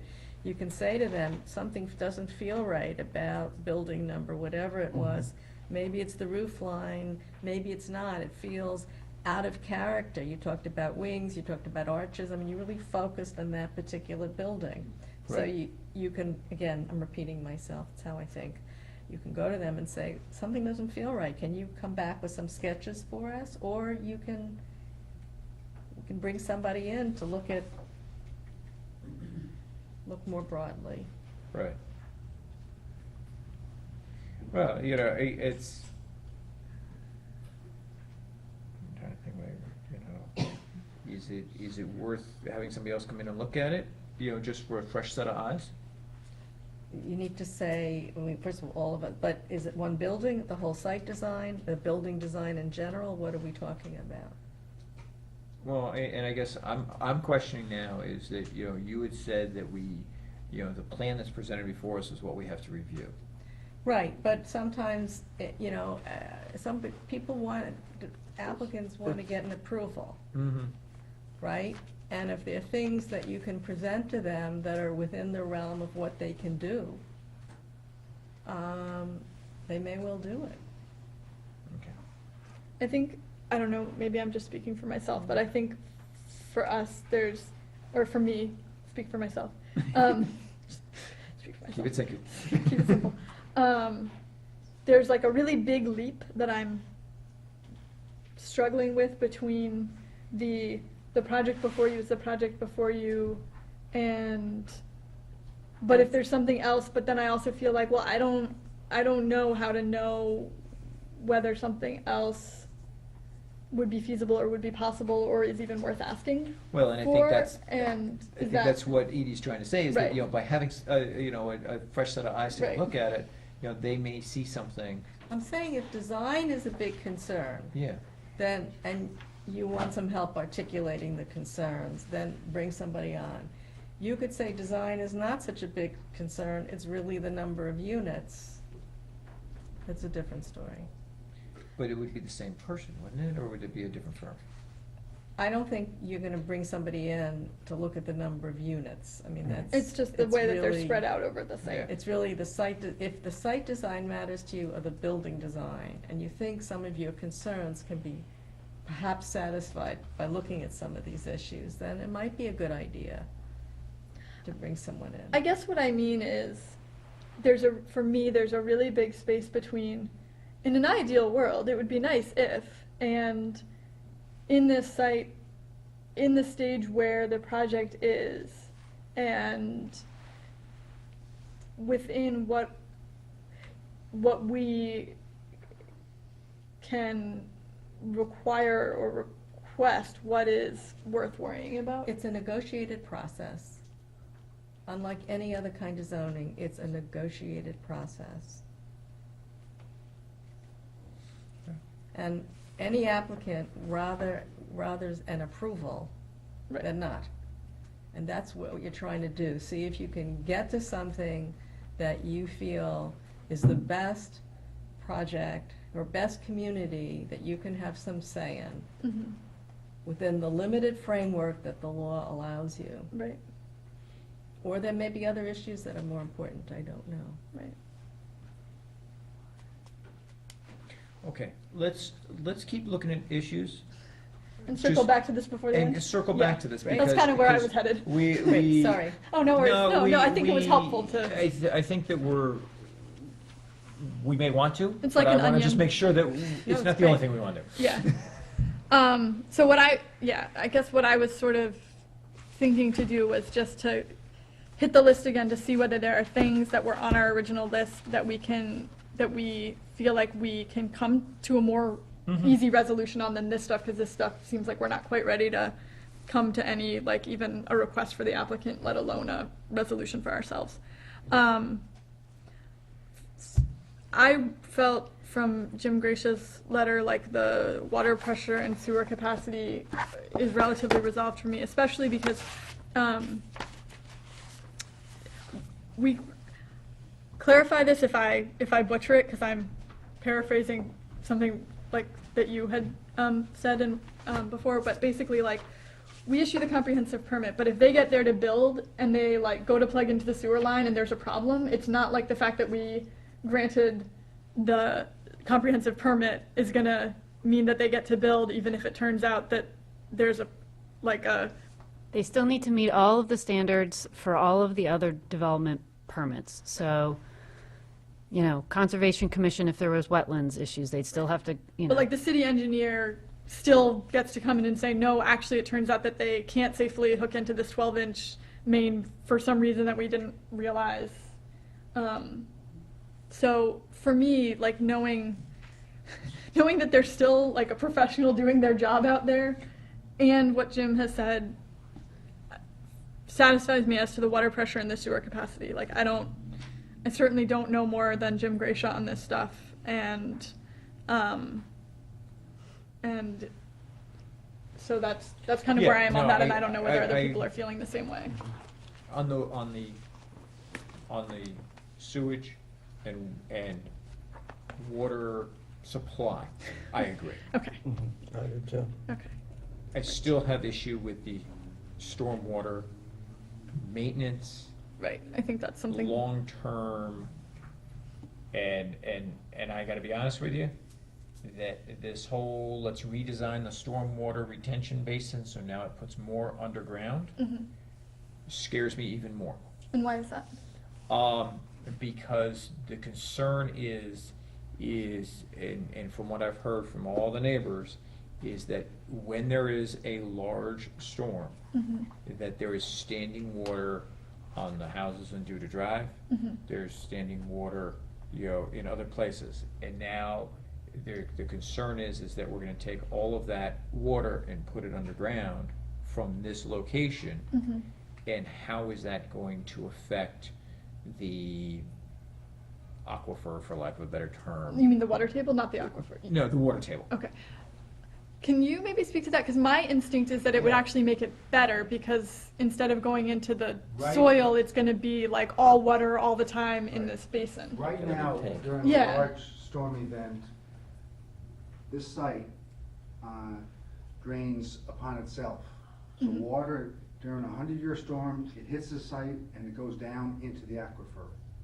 We're not changing that at all. During a large storm event, water is still gonna hit, same amount is gonna hit this site, and it's gonna go into the ground and into the aquifer. We're not increasing any more water because we can't. We are concentrating it. Only God can do that. We are concentrating it in a large, below-grade detention infiltration basin. Holding tank. Right. Now, to the extent that, like, I mean, That's my thought. okay, I was like, that's not mine, is it? So, one of the places that I lived before, the road right in front of it got repaved, and all of a sudden we had, like, basement flooding. And the reason, I think, was because, like, the drain was backing up, and then the soil was getting really saturated, and then it wasn't going anywhere. And which is why, like, my instinct is that if there's now, like, a basin holding a large amount of the water, then the soil, like, at the, the sort of the top layer of soil is less likely to get as saturated as it currently is getting, but maybe that's not accurate at all, because I'm not an engineer. We But- chose this area because the infiltration rates and the type soils here are incredibly good for infiltration, fast infiltration. Water travels down through soils until it hits bedrock, and then it travels along that. There's no indication of that from our test pits within here, so this water is gonna hit, and it's not gonna go down and into basements around it. It's going down into the aquifer. If I may, just maybe I hope a clarification. A 100-year storm, it's just that, no matter what the soil is, so much water is coming down so fast, it just can't percolate down fast enough, so it starts to build up. What we're doing is creating a temporary storage system, basically under the pavement, that holds now it's going to hold enough for a 100-year storm to sit in there and slowly leach out. Right. So while the ground, so that the ground can handle it going Right. down. So it's not gonna go, like Peter said, Right. it's not gonna go sideways, like it actually does now on the site when it builds up too high. Okay. It's gonna get stored temporarily underneath. So you are sort of confirming my instinctive read, which is that having it inside of something shouldn't worsen any flooding due to, like, saturation of the soil, and might make it better. Yeah, Okay. exactly. I'm not about to go to engineering school, though. No? Okay, now, that said, Jim Gracia was pretty clear that he would like to see some sort of maintenance report Right. and cleaning Right. reports, and I think that definitely needs to be stipulated within the. Yeah. And I think one of the things too, like, he was concerned about the workload that, like, DPW and city engineer have, and not that Jackie Duda does not have a huge workload either, but it occurs to me that if we require the reports for maintenance to both go to engineering and to Jackie Duda, that might help, because she had concerns about like standing water and mosquitoes. And just having like there be more than one person Who's the within the second city. person? Jackie Duda, she's the health agent. And she had sent a letter expressing some concerns about like wanting to make sure that there was maintenance as needed versus annually, and specifically like provision for like standing water and mosquitoes. I wouldn't mind having a copy of the report yeah. as well that's filed in my office, because I work with Jim Gracia quite a bit all the time. Right. And we can work collaboratively to make sure that these reports are filed and that being followed up on. Great. Yeah, because I think that's like the big concern is like requiring a report is only useful if like It gets used. It gets used and like people are paying attention. So.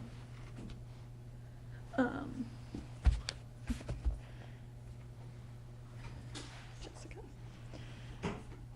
So if we have a provision for a condition for like the filing of the maintenance plans,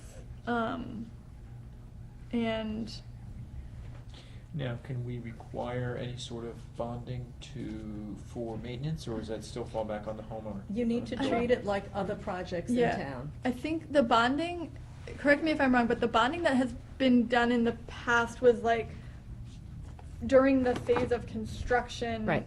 And then once it is shown to have been constructed properly, the bond is Correct. released. And I believe in some of the past developments that the bond has been held on to for stormwater systems for possibly 6 months to a year after its construction to ensure that it is functioning properly. Okay.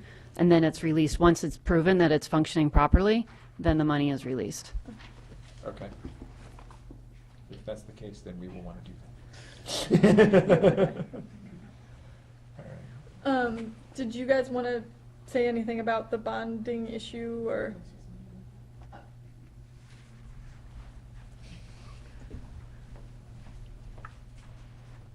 Joanne Campbell, Valley CDC.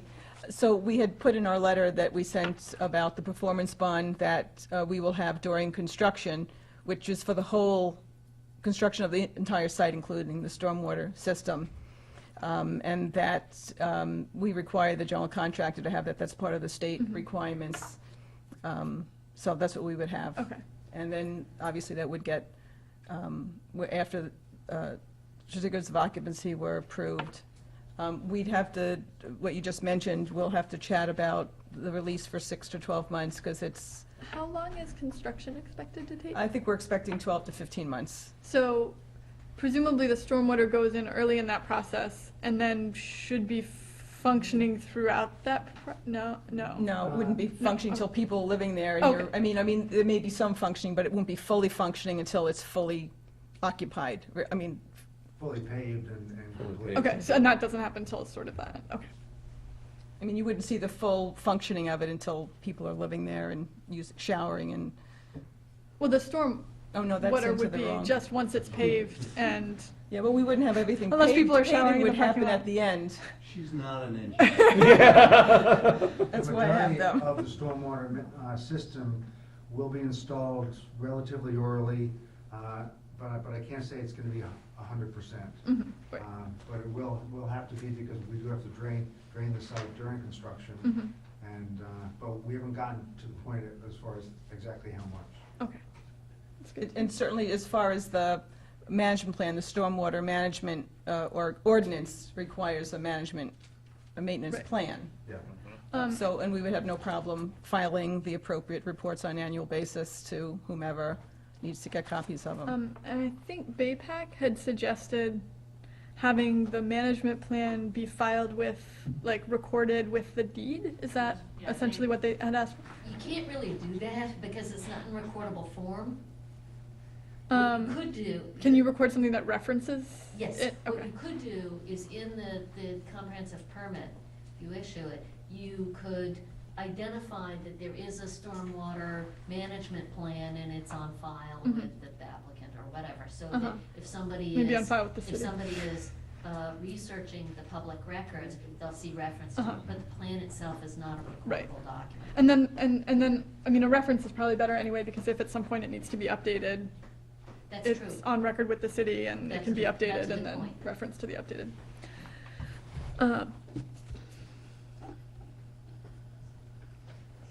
Another idea for the stormwater bond is that, you know, we could potentially release 90% after construction and only reserve a small portion of the bond.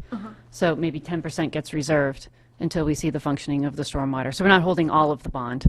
Most of it is released, and we hold a very small percentage. Just for clarity, the bonding that gets done, that is, you know, like what's referenced in the zoning ordinance and what is done is specifically and exclusively a bond to ensure proper installation, not like a bond for guaranteeing, like, that would extend to impacts on, like, abutters or neighbors. Basically, or things like what that. it's used for is if something happens and the development's abandoned, the city has funds to be able to complete the infrastructure. Right. And so you're not left with an incomplete infrastructure system that's going to be damaging.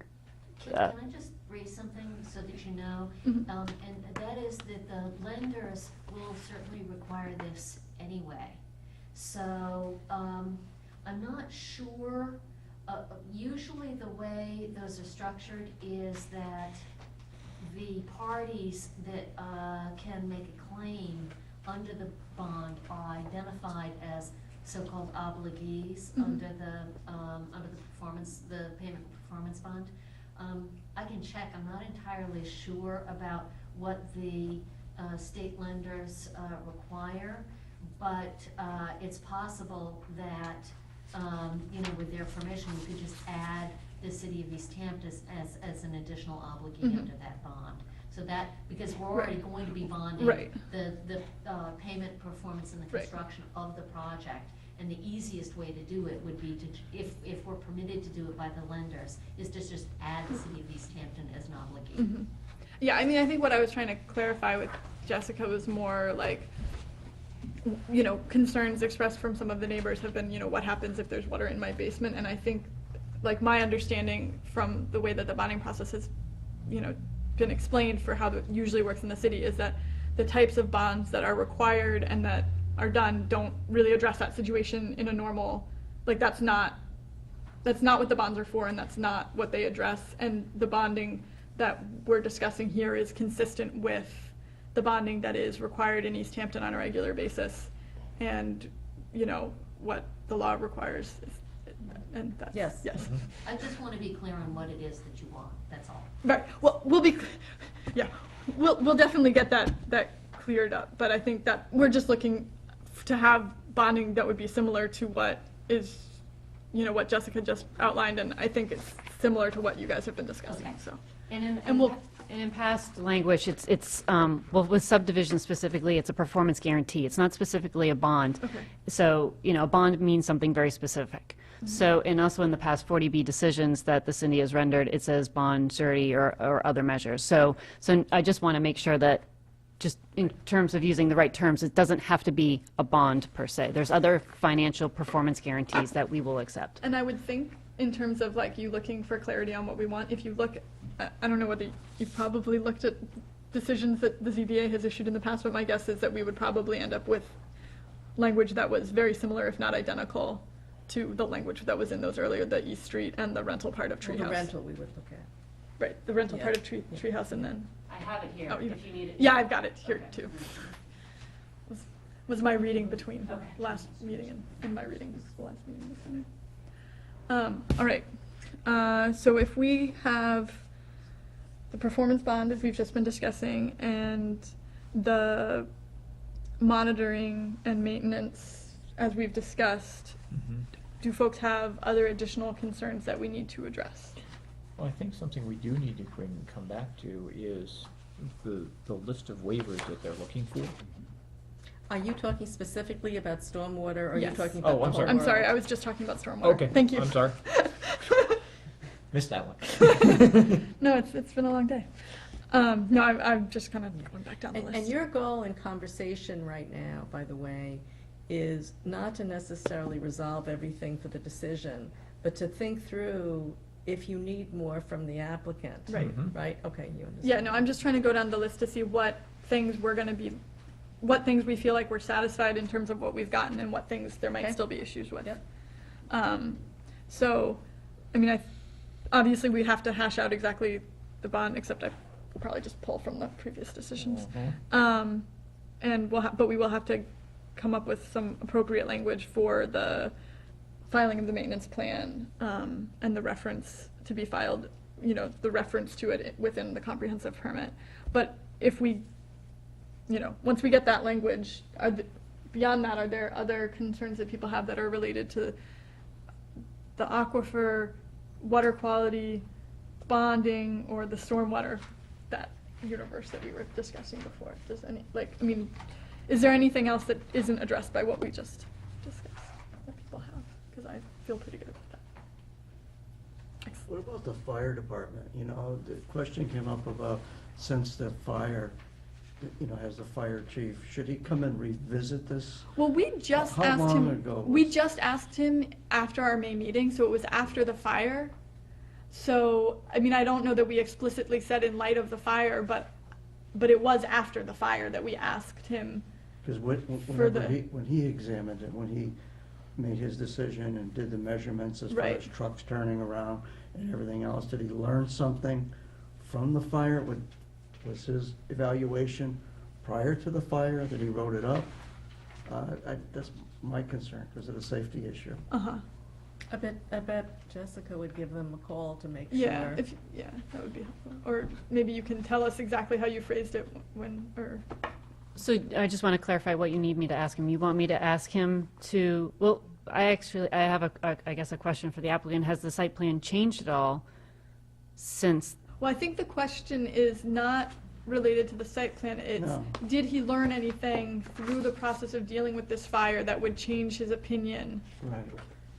when reviewing the plan? And my sense is we asked him for his opinion after the fire. Yes. So he shouldn't have written the letter if Yeah, if he anything had had changed, but maybe we could just, you know, Verify. clarify that there was nothing, Right. that he doesn't feel like there was anything that he learned from the fire that would, that would cause him to need to revisit his decision. Should be addressed, yeah, But, because of the safety issue. I mean, the way that I read his letter was he looked at the plans several times, and as of the date that he was writing, he was satisfied that the plans as available to him on that date were, Coincidental, at the same time, he had the fire in there. well, I mean, the fire was Sometime. before we asked. Because the fire was April, right? April? It's right after the site visit. Right, oh, March. Oh, right, yeah, That's it was. true. It was like the next, oh, yeah. Yeah, I remember that. Because they were Yeah. talking about having the laundromat. Right, so that was way back in March, and we had him looking at this in May. So, I mean, if you're, I can do whatever you need me to do, I will do it. I just want to be clear that I'm asking him what you need, or just make sure that I'm understanding what you're looking for. we're just asking for him to confirm that the letter that he wrote to us in May, he had considered the plan, considered the plans in light of any lessons learned from the fire. Right. Which I'm sure he had to. Right. He had to. I mean, I'm but- sure, yeah, like, I'm sure if there was Just any, if he had any double concerns checking, from the yeah. fire, I'm sure he would have Yeah. expressed them, but. Okay. Dotting i's, crossing t's. Thank you, Jess. All right. Then we had also talked about screening at one point, and you'd heard from the applicant, you know, like about vegetation, what they'd chosen as far as vegetation goes. And then we'd also talked about like fencing, and then there was also the question from, or not the question, but the comment from the historical. Historical Commission was looking for something. Right, which was. Letters from public, where did, oh, this is right here.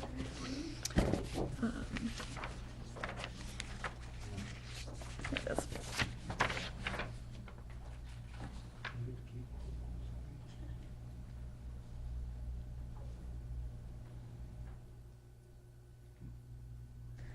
They specifically just wanted the evergreen screen to be along the western and northern fence lines, which I think it is, as I look at that plan. Yeah. Well, the western is not necessarily evergreen. Oh, right. Okay, so.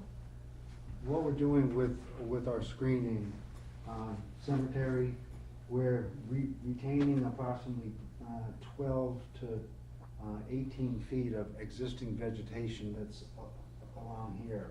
Okay. There's an 8-foot-high chain link fence Right. that runs there and there.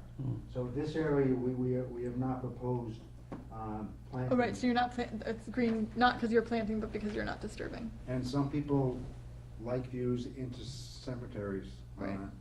And so that can be done. I This used to area, have we are that. planting this with trees and indigenous evergreen shrubs, rhododendrons, Mhm. mountain laurels, winterberry, along here and along here. We're retaining approximately 20 feet of vegetation along this property line, and then we're enforcing screening with massing of shrubs. This area could be enhanced with additional massing if the board so desires. But we felt it was enough with the existing vegetation that's along there now. Thank you.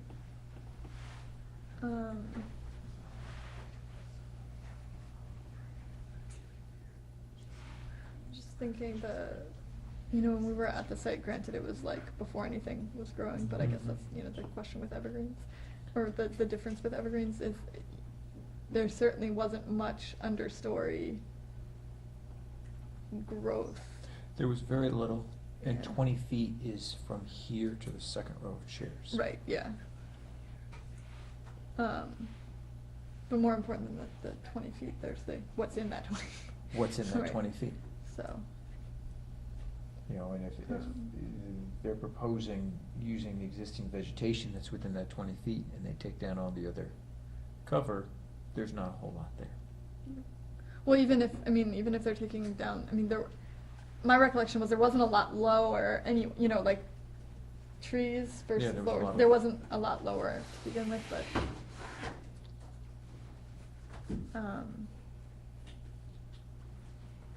These are just some examples of some of the plant material that we have proposed. And our evergreen shrubs are going to be installed in the 3-foot range. The evergreen pines are going to be installed in the 7-foot range. And shade trees are 3 to 3.5 inch caliber, so that's 18 to 20 feet tall. And smaller trees are 8 to 10 feet. We have 251 trees and shrubs.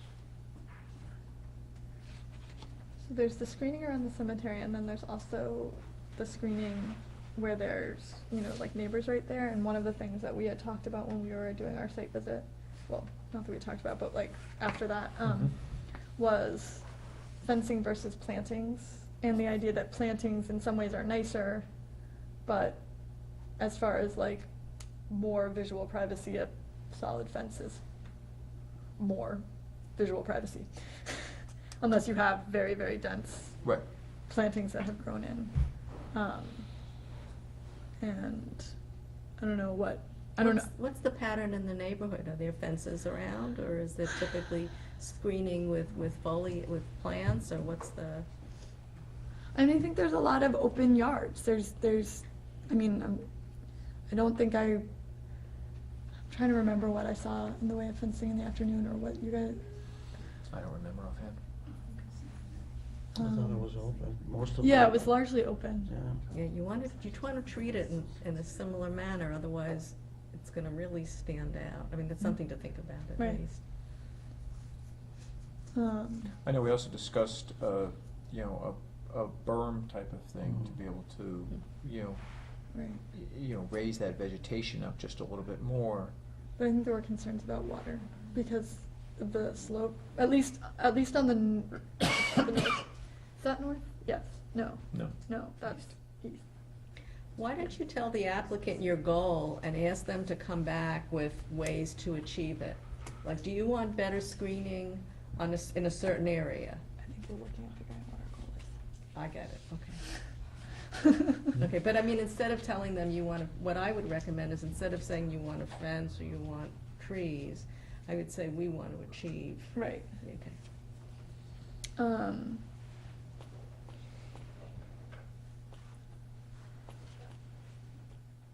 I mean, what are folks' thoughts as far as around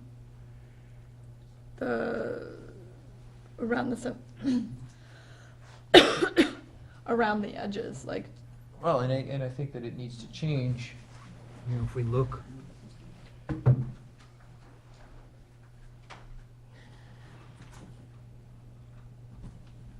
You know, not to diminish the cemetery, but, you know, I don't think the screening along the cemetery is as important as the spots where it backs up to people's property.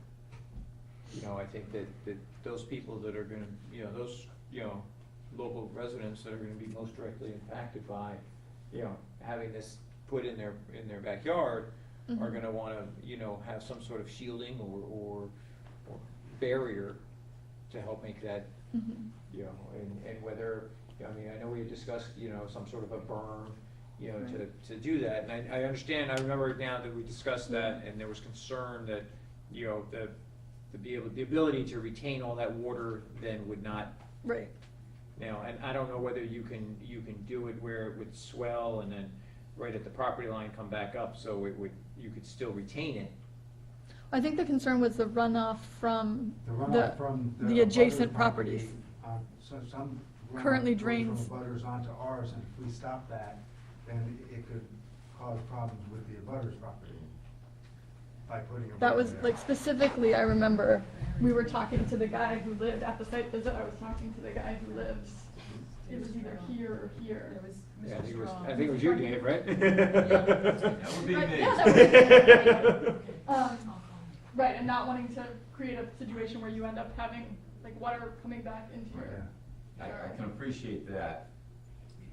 And I don't know how much you want me to let me talk right now, but you can answer one of your questions of what is there now. There's a lot of open backyards. Yeah, there are. Right. Mine's open because when I sit out there on my deck right now and look to the west, I see trees because I'm looking at a wooded area. Right, I mean, I think that's, If you like, take it's. some of those trees out, you're gonna change what I see. Right, I mean, it's a really That's open. gonna become a concern then. Right, I mean, I think it's really, like, largely open neighborhood, but I also feel like the distances, the backyards tend to be open in part because there's not as much stuff right behind them. I mean, like. Nothing there. There's nothing there, so why close it off? Look at the other side of Pepin too, it's just fields, and most of those homeowners have it just open to these fields. Right, yeah, I mean, that's, yeah, it's largely open because largely there's more spaces. I mean, I think behind the newer condos, I think there's a stockade fence back there, but it's hard to see because it's kind of backed up on. You mean the ones over on Main Avenue? Is that? Yeah, there is a fence there behind them. Yeah, the ones that are, like. Across, yeah, those, yeah. Yeah. Yeah, there is a fence behind those. And it also appears that there's a fence behind those houses on Duda as well, down in the lower right-hand corner. Right by the legend there, yeah. Yeah, if you go to the back of their property, I don't know if there's a fence there. I don't know. On Duda Drive? Yeah, those houses on the. Yeah. Past the cemetery, those Yes, houses there. yeah. I think some may have a fence and some don't. I mean, I'm looking at the picture, I'm just, you know. Yes? Yeah, I'm sure there's fencing and there's natural vegetative screening throughout the area. The reason why we didn't opt for the solid fence is because it just looks unnatural.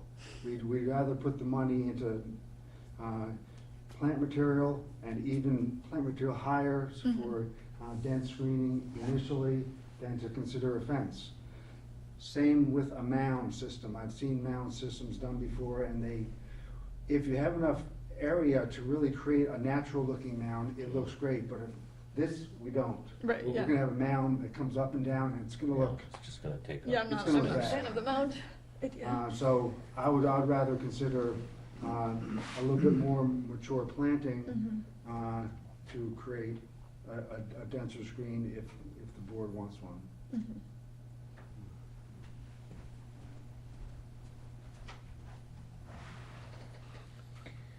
Okay. We need to We, wrap it up for we've tonight. got I just- time issue, but with that said, and I think that, I think we've now kind of come full circle on where we were talking about earlier. Yeah, we've now hit everything once. We've That now was hit on my everything list. once, and I think that, with topics that have been kind of laid out and the concerns that we see, I think that, it would behoove us to have a review. Okay, now let me, given I said that and you said that, may I ask the applicant a question? Sure. Have you heard enough? I mean, we can do that process, and maybe that's what the board wants to do. But have you heard enough that maybe you could come back with some concepts for the board to think about? I don't know if the board wants this, but if they did. I'm not sure that we've asked enough. I mean, I'm not sure either, I'm just trying to get it. It seems to me like what we would want, I mean, I don't know, tell me if I'm speaking only for myself here, but the sense that I'm getting is the reason to have a review is to get a professional sense of whether the layout is, like what our, almost like what we should be thinking about in terms of these design issues. You're thinking about the issues. You're definitely thinking about all the issues. You mean what the answers to the questions are, or what the options are? Yeah, like whether our thoughts are, like, I don't know, for lack of a better term, like whether, for example, I'm hearing you say certain things, okay, even though everybody's not saying exactly the same thing, okay? I don't know if it's clear enough for them, but I'm hearing there's some concern with the roof line. I'm hearing that you played it back and ended up in this. I'm hearing that you'd like the new community to be part of the neighborhood that's known as a new city, and you'd like it to be more welcoming. However, when the applicant responded and said that, gee, that would mean taking away some open space, you, Maggie, said, well, I don't want to lose open space, but you articulated something, or I don't remember how many of you agreed with that or not, but that you'd like to see it be more, I'm going to say the word open to the neighborhood, or welcoming to the neighborhood, that people know, Integrated, right. inviting, that people know. I heard a lot of things, by the way. That's what I'm trying to say. I Right. don't know if the applicant heard it, but you wanted to see it, especially the open space, feel more part of the neighborhood. I probably can tease out a few more things. You have been saying stuff, by the way. It's not just going in circles, which is why I turned it around to the applicant. But if the applicant doesn't feel that way, maybe it is useful for you to get somebody on board to help you to better articulate. So that's why I turned it around to them. Well, I think your questions were answered. Yeah, I guess that's what yeah. I'm gonna play devil's advocate. They were Yes. answered, but we haven't moved forward. They've been answered, but they haven't, I don't know if we've accepted the answers. Can I just make an observation? One of the things that I think you guys just identified is certain trade-offs. More open space, more inviting to the community. And, we can, move things around, but we need to understand of those trade-offs. Right. What it is that you'd like to see, because we can't do both. Right. So you tell us what it is that is, the board's focus, and, we'll caucus and Right. figure out whether we can do something. And I think that was what I was trying to get at, was like, is the reason that we would consider bringing in somebody on design to help us figure out what our priorities should be, or do we want to just go ahead and like say, well, as between these things, this is the priority and this is the reality of the shape of the site. So let's just move forward and say, you know, yeah, in an ideal world, the site would be shaped a little different and we'd be able to do something a little different, but these are trade-offs and we're on board with a more open space versus trying to move things around to make it more open to the neighborhood.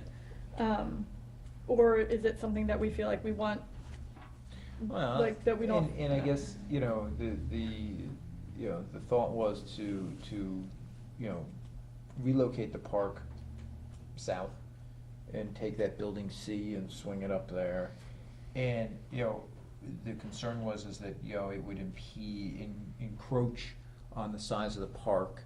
You know, well, and I guess at that point, do we say, well, then do you make that building a unit smaller or 2 units smaller to in order to allow that that transfer to change, to allow a more inviting opening from the community into that park area, and is that the trade-off? And then you have a clearly, you're not looking to reduce density per se, but you're trying to achieve a goal. Right. And maybe the applicant can achieve that goal without reducing density. But the onus is on them. Right. Well, all I'm going to say to that is, you know, if that's what you want us to go back and look at, we will look at it. But these issues that you've identified, to me, do not sort of get to the place with, you know, that the regulations, I think, take us, which is there something about the, you know, health and safety and the environment, some of the things that we talked about, that really compel that kind of reanalysis? I think there's a difference here. You can turn around and say the regulations don't compel us, but everything is negotiable under 40B, and it's a question of if they can clearly articulate a concern, it's your choice to decide whether you'd like to address that concern. It may not reach a standard that's something that relates to the law or can be litigated, but rather it's a conversation to be had, which is one of the opportunities that 40B provides. It's not just a question of, you know, is this going to meet a legal standard or not? But I guess the question then is, say we go ahead and ask, and if what comes back is it can't be done, is that a basis for then saying, you know, like we can't reduce the size of that building, or we... Well, you weren't necessarily asking for reduction. You were asking, I'm reframing it a little bit, for a more at least as I'm understanding, a more inviting entrance to the open space so that the new community, I'm going to call it the project, I don't like the word project, but the project fits in more with the development, thank you, fits in more with the existing community, and the open space is not just integral to the development, but also forms part of the community. Inviting. It's more inviting. I guess what I mean is, from a practical perspective. Are you asking for a legal perspective or a practical No, perspective? no, it's a little bit of both, but no, from a practical perspective. I think that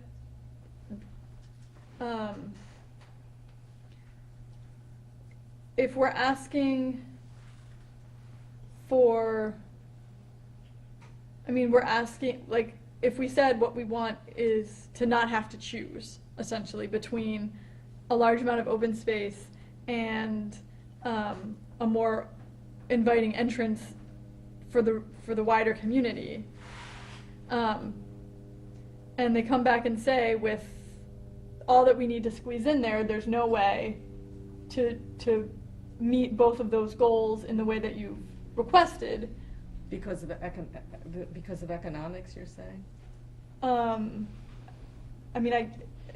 be quiet, you continue your sentence.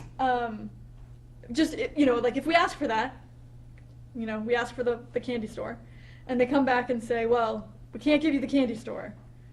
My question is, from a practical perspective, where does that leave us That as a leaves you board? with the project before you, just decide yes, no, or yes with conditions. But if they come back and say, and now I'm going to go for the more legal question. So if they come back and say, can't have the candy store, is that, as Attorney Hardy suggested, and wanting that?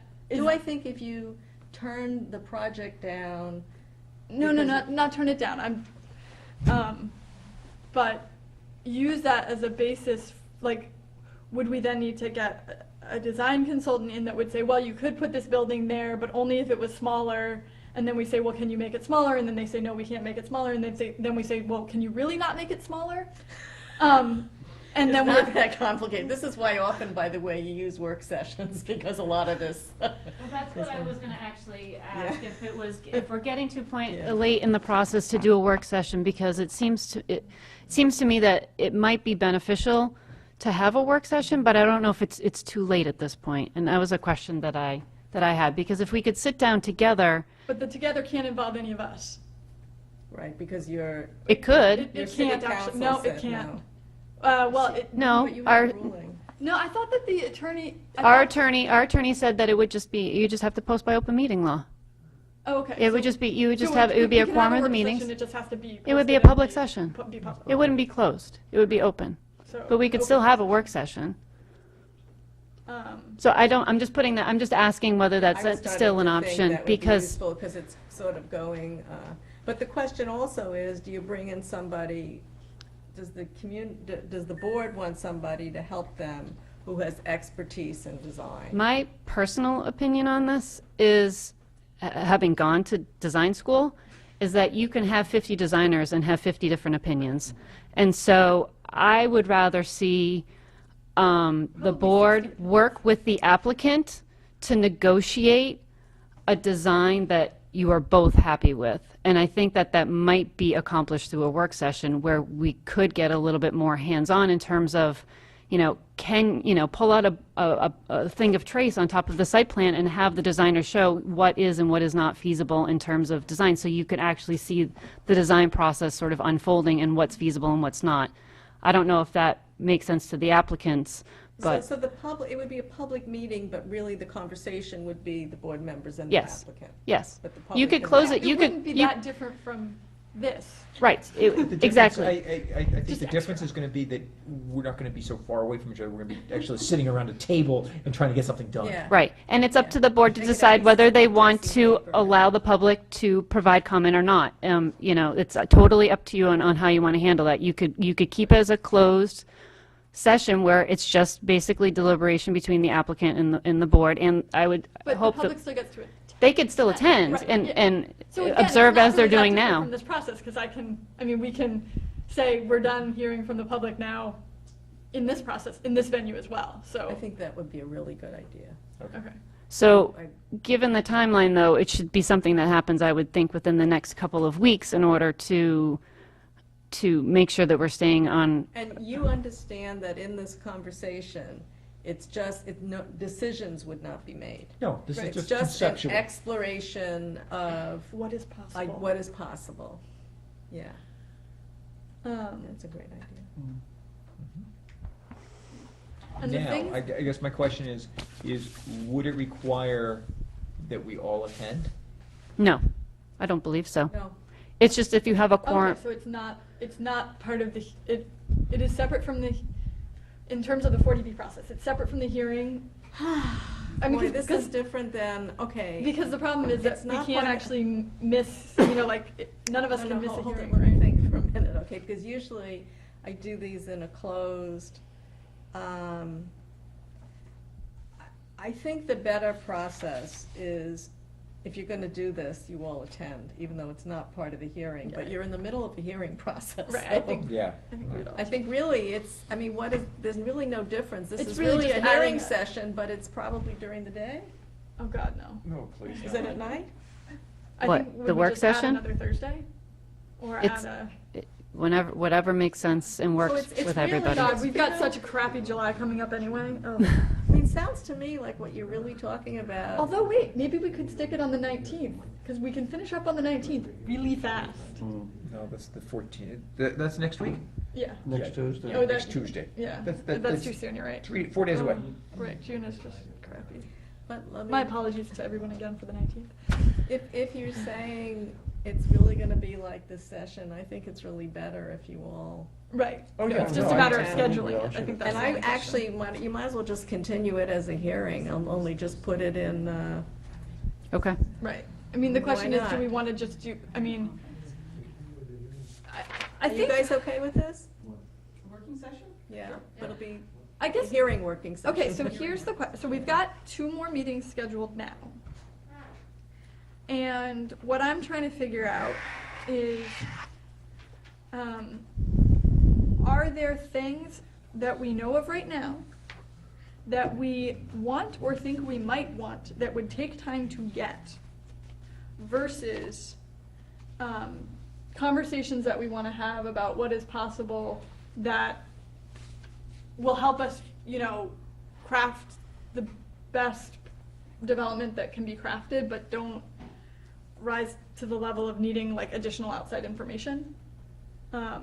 Because if there's stuff that we are going to want that's going to take time, I think we should sort of identify what that is now and think through what the timeline for that is going to be, versus if where we're at right now is really down to talking about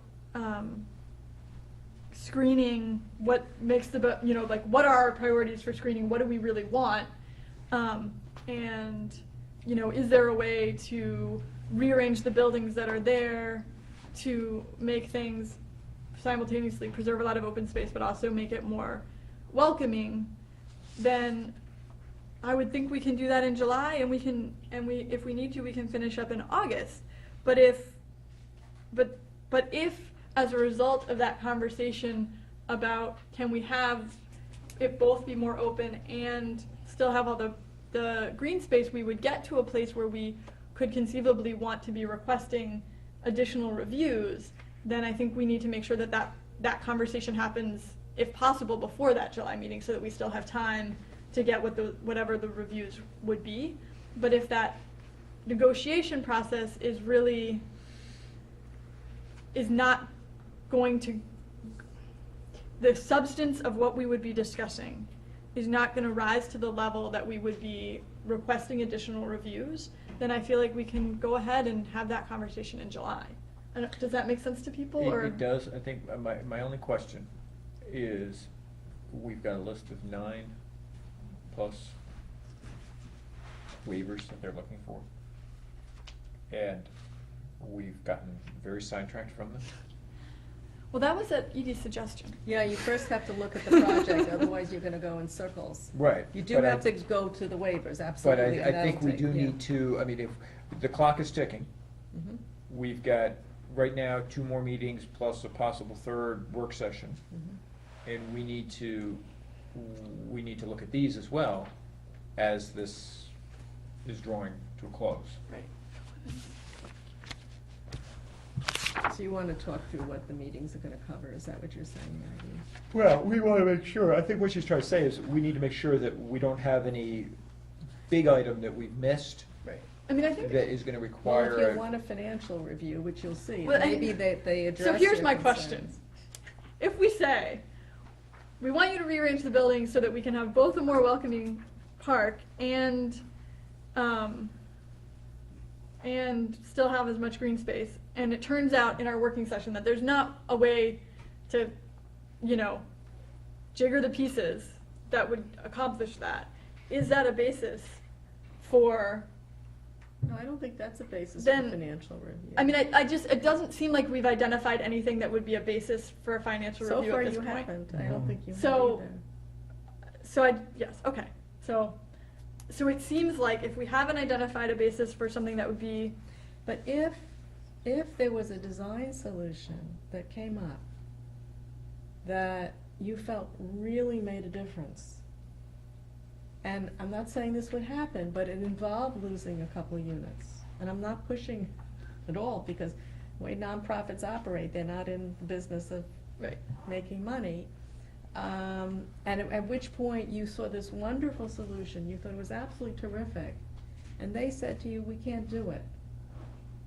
Maybe you'd want a review then. I don't know the answer. So that's the only circumstance I can see right now. So what I'm hearing is that if your sense would be that if there was a design possibility that simultaneously achieved the goal of preserving as much open space as is in this current plan and having it be more welcoming to the neighborhood, but it sacrificed units. I'm not talking about a lot of units, because that's not gonna work, I'm sure. Right, but like 2. Whatever, yeah. Just to pull a number out of thin air. And you might turn around and say, can you do this? And they say no, and you say, please give us a review, so, let's review the numbers so we understand that when we want to render a decision, we know what our options are. We know that if we, knocked off 2 units, it was gonna make the project infeasible. Okay, so your sense would be if we were to come up with that kind of if there were to be that sort of design possibility, that then that would rise to the level of justifying a financial review. If you wanted it, but I have a feeling if you probably it's not gonna be needed. Right. I mean, it's sort of like a weighing of like, how risky is it if we wait to have this conversation until our regularly scheduled July meeting? Well, I think that we will probably all make every effort to be at the meeting at the roundtable. Right, well, that's what I'm saying, is do we need to schedule something like that separate from the July meeting? I think we do. Okay. Yeah, I do too. Sorry. I'm saying yes as reluctantly as you are. We want to stay focused on issues just for that meeting, and not, put it together with another list of Well, it issues. seems like we're really narrowed, I mean, as far as the waivers go, there's largely, there's 3 that were on the sort of like, yes, we need these waivers, and then most of the waivers, my recollection and my notes were that at least, that there were 3 that they weren't sure would even apply, and my recollection was that I thought that they largely wouldn't apply, and then there were the ambiguous ones where I knew at least a couple of them, I felt like sort of disappeared into the, a couple of those areas that we've had trouble with before with the zoning code. Right. So, my recollection is that getting through the waiver list I'm not so concerned about that. But, okay, so if we want to do a work session. Everybody get out your calendar. You want to continue the hearing to Yes, just okay, focus so- on design where everybody is prepared to. Right, so it would be, we'd be continuing the hearing, and then what we'd do is we just have for the agenda for the next meeting simply be Design. to address design, and I think we'd include screening in that, because that's as part of the design. Those are sort of the 2 things, so it would be design and screening. Okay, calendar time. That's what I accidentally deleted. No, it's right there, okay. Okay, so we're meeting next Tuesday, and we're meeting the following Tuesday. The following week is July 4th, so we're not meeting then. And then we meet on the 12th, the following week. Right, so, doesn't leave us much in the way of options. What about, Jess, you don't happen to know, or Ben, do either of you guys know what is supposed to be on our agenda for Tuesday the 26th? Yeah, that came out. There's 2. Oh, she did send it out? Yes, there's 2. There's a variance and there's, It's a regular board meeting. no, I know, but there's a, the follow-up to the chicken? The follow-up on the chickens. Any automatic. I never wrote that letter. Follow-up on the chickens, and then there's a request for a variance. Okay. Right. Two things, let's not try to squeeze in a third. This next regularly scheduled hearing is what date? The 19th? 12th, The 12th. correct? June 12th? Or July 12th, right? What about June 28th? I cannot do June 28th.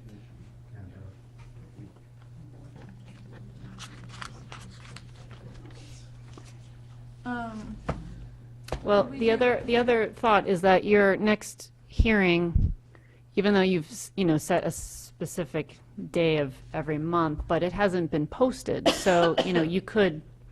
Well, and we're if you also want- saying this is gonna just be a hearing anyway, just with a sort of more dedicated hearing. You could do your work session in July and then double up in August. Right, or we could have another one later in July. We could do like July 12th and July 26th. Well, I can't do the 26th. 19th? That I can do. I think I could do that. So you want to do July 12th as the work session? Yes, And July 19th is the regular meeting. right. And then if by some miracle we don't need it, we can cancel it. Aren't you just so optimistic? Hope springs eternal. So it's the 12th and the 19th? The 12th and the 19th. Both at 7 p.m.? Yeah.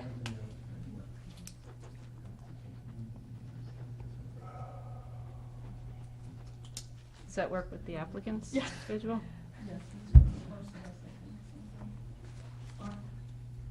So could you, I mean, frankly, the two people that are most important are not me and not Joanne, but it's Peter and Mark.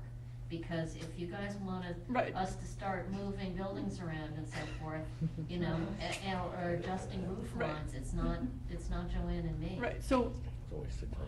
Yes. 12th? 12th?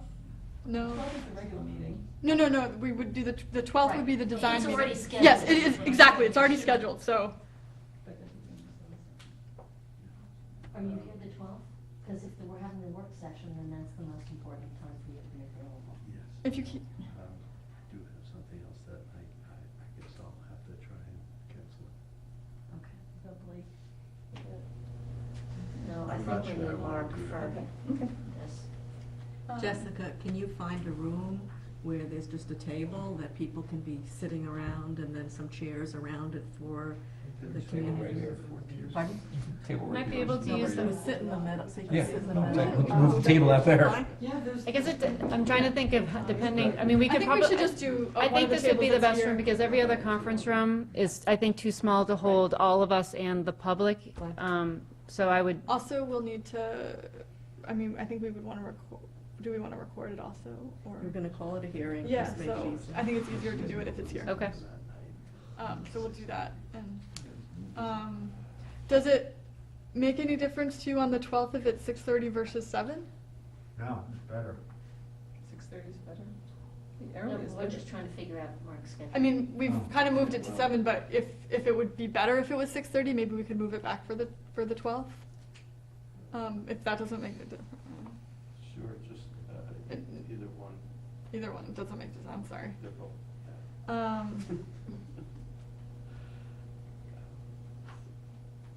So the 12th. Could we do? Could you do the The 19th? design on the, could we do design on the 5th? So instead of the 12th? I think most people are, it's a Okay, hard okay. week, it's July 4th week. Yeah, You could I'll flip be- it the other way and do the 19th and the 26th. Oh, yeah, I mean, can we move, I guess we can move the 12th because it isn't posted yet. It's not posted yet, so that's what I'm saying, I mean, Does the 19th work for all of you? Just two of them. The 19th? Oh, right, that's just two. July. And the 19th, well, because we already said we do the 19th. Does the 26th, though, work for folks? I can't do it. it doesn't work for you. So you're back to the 12th and the 19th. I was gonna say, does it have to be a Thursday? Tuesdays are really hard for me. How about this? How Everybody about, has agreed Tuesday is not good. Okay. how about I try to coordinate something rather than keep us all here? Would that make more It's sense? like the 19th. The 19th will. We have to decide on a date. Okay, oh, Right. right, I get it, At yeah. least one of them, To the first continue, one, right, yeah. okay, Um, I gotcha. the 12th. Well, okay, so if we do the 19th, we can't do the 26th, but could you do the 2nd of August? Not for the design. This would just be for our next meeting. Like if we turn the July meeting into design. Because you guys can do the 19th for the design. Yes. Correct? Okay. So we're not looking for another date for design, we're just looking for another date so that we don't lose. So you're not doing So the that we're 12th? not, You're doing the 19th? I think so, because I think, I'm available the 12th, the 19th, the 2nd, and the 9th. And the 19th works for us, I think. right, so I think the Okay. 19th works for the design review, the For 12th the- was not good for the design You know review. what, after the 19th, then think about the next day. Okay. Yeah, it's just got a one Well, day. for posting, it's just a week, right? You just have to do it, you have to file by 3 o'clock on the Thursday before.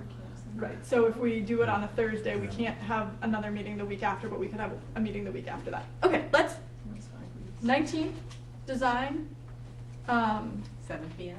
7 p.m. And we will figure out the date for the next meeting at that meeting. So are we not having one on the 12th? And we will not have one on the 12th. Does this work for everyone? Works for me. You need to look for it. Doesn't. It's okay. Are you sure? Ben can be here. I won't be here, but I don't know, do we It's want to, okay. I don't know that we want to not have you for our design review. Ben, Ben? Ben is he's You're got up. a design background as well. He's Oh, got the okay. same degrees I do, so Okay. I have full confidence in his design skills. Okay. If you're talking design. Okay, I didn't know that he had, I didn't know your background, No. sorry. Not to be. I won't be here, but you don't need me for that. Okay, I'll bring the trace paper. Excellent. so you will not be here for the 19th, okay. So then we need to figure out. Oh, a I don't time. know, depends if We'll talk. Right. Okay, okay. Can we have a motion to Keep the meetings to 2 to hours. continue this meeting until 7 p.m. on Thursday, July 19th? I make a motion.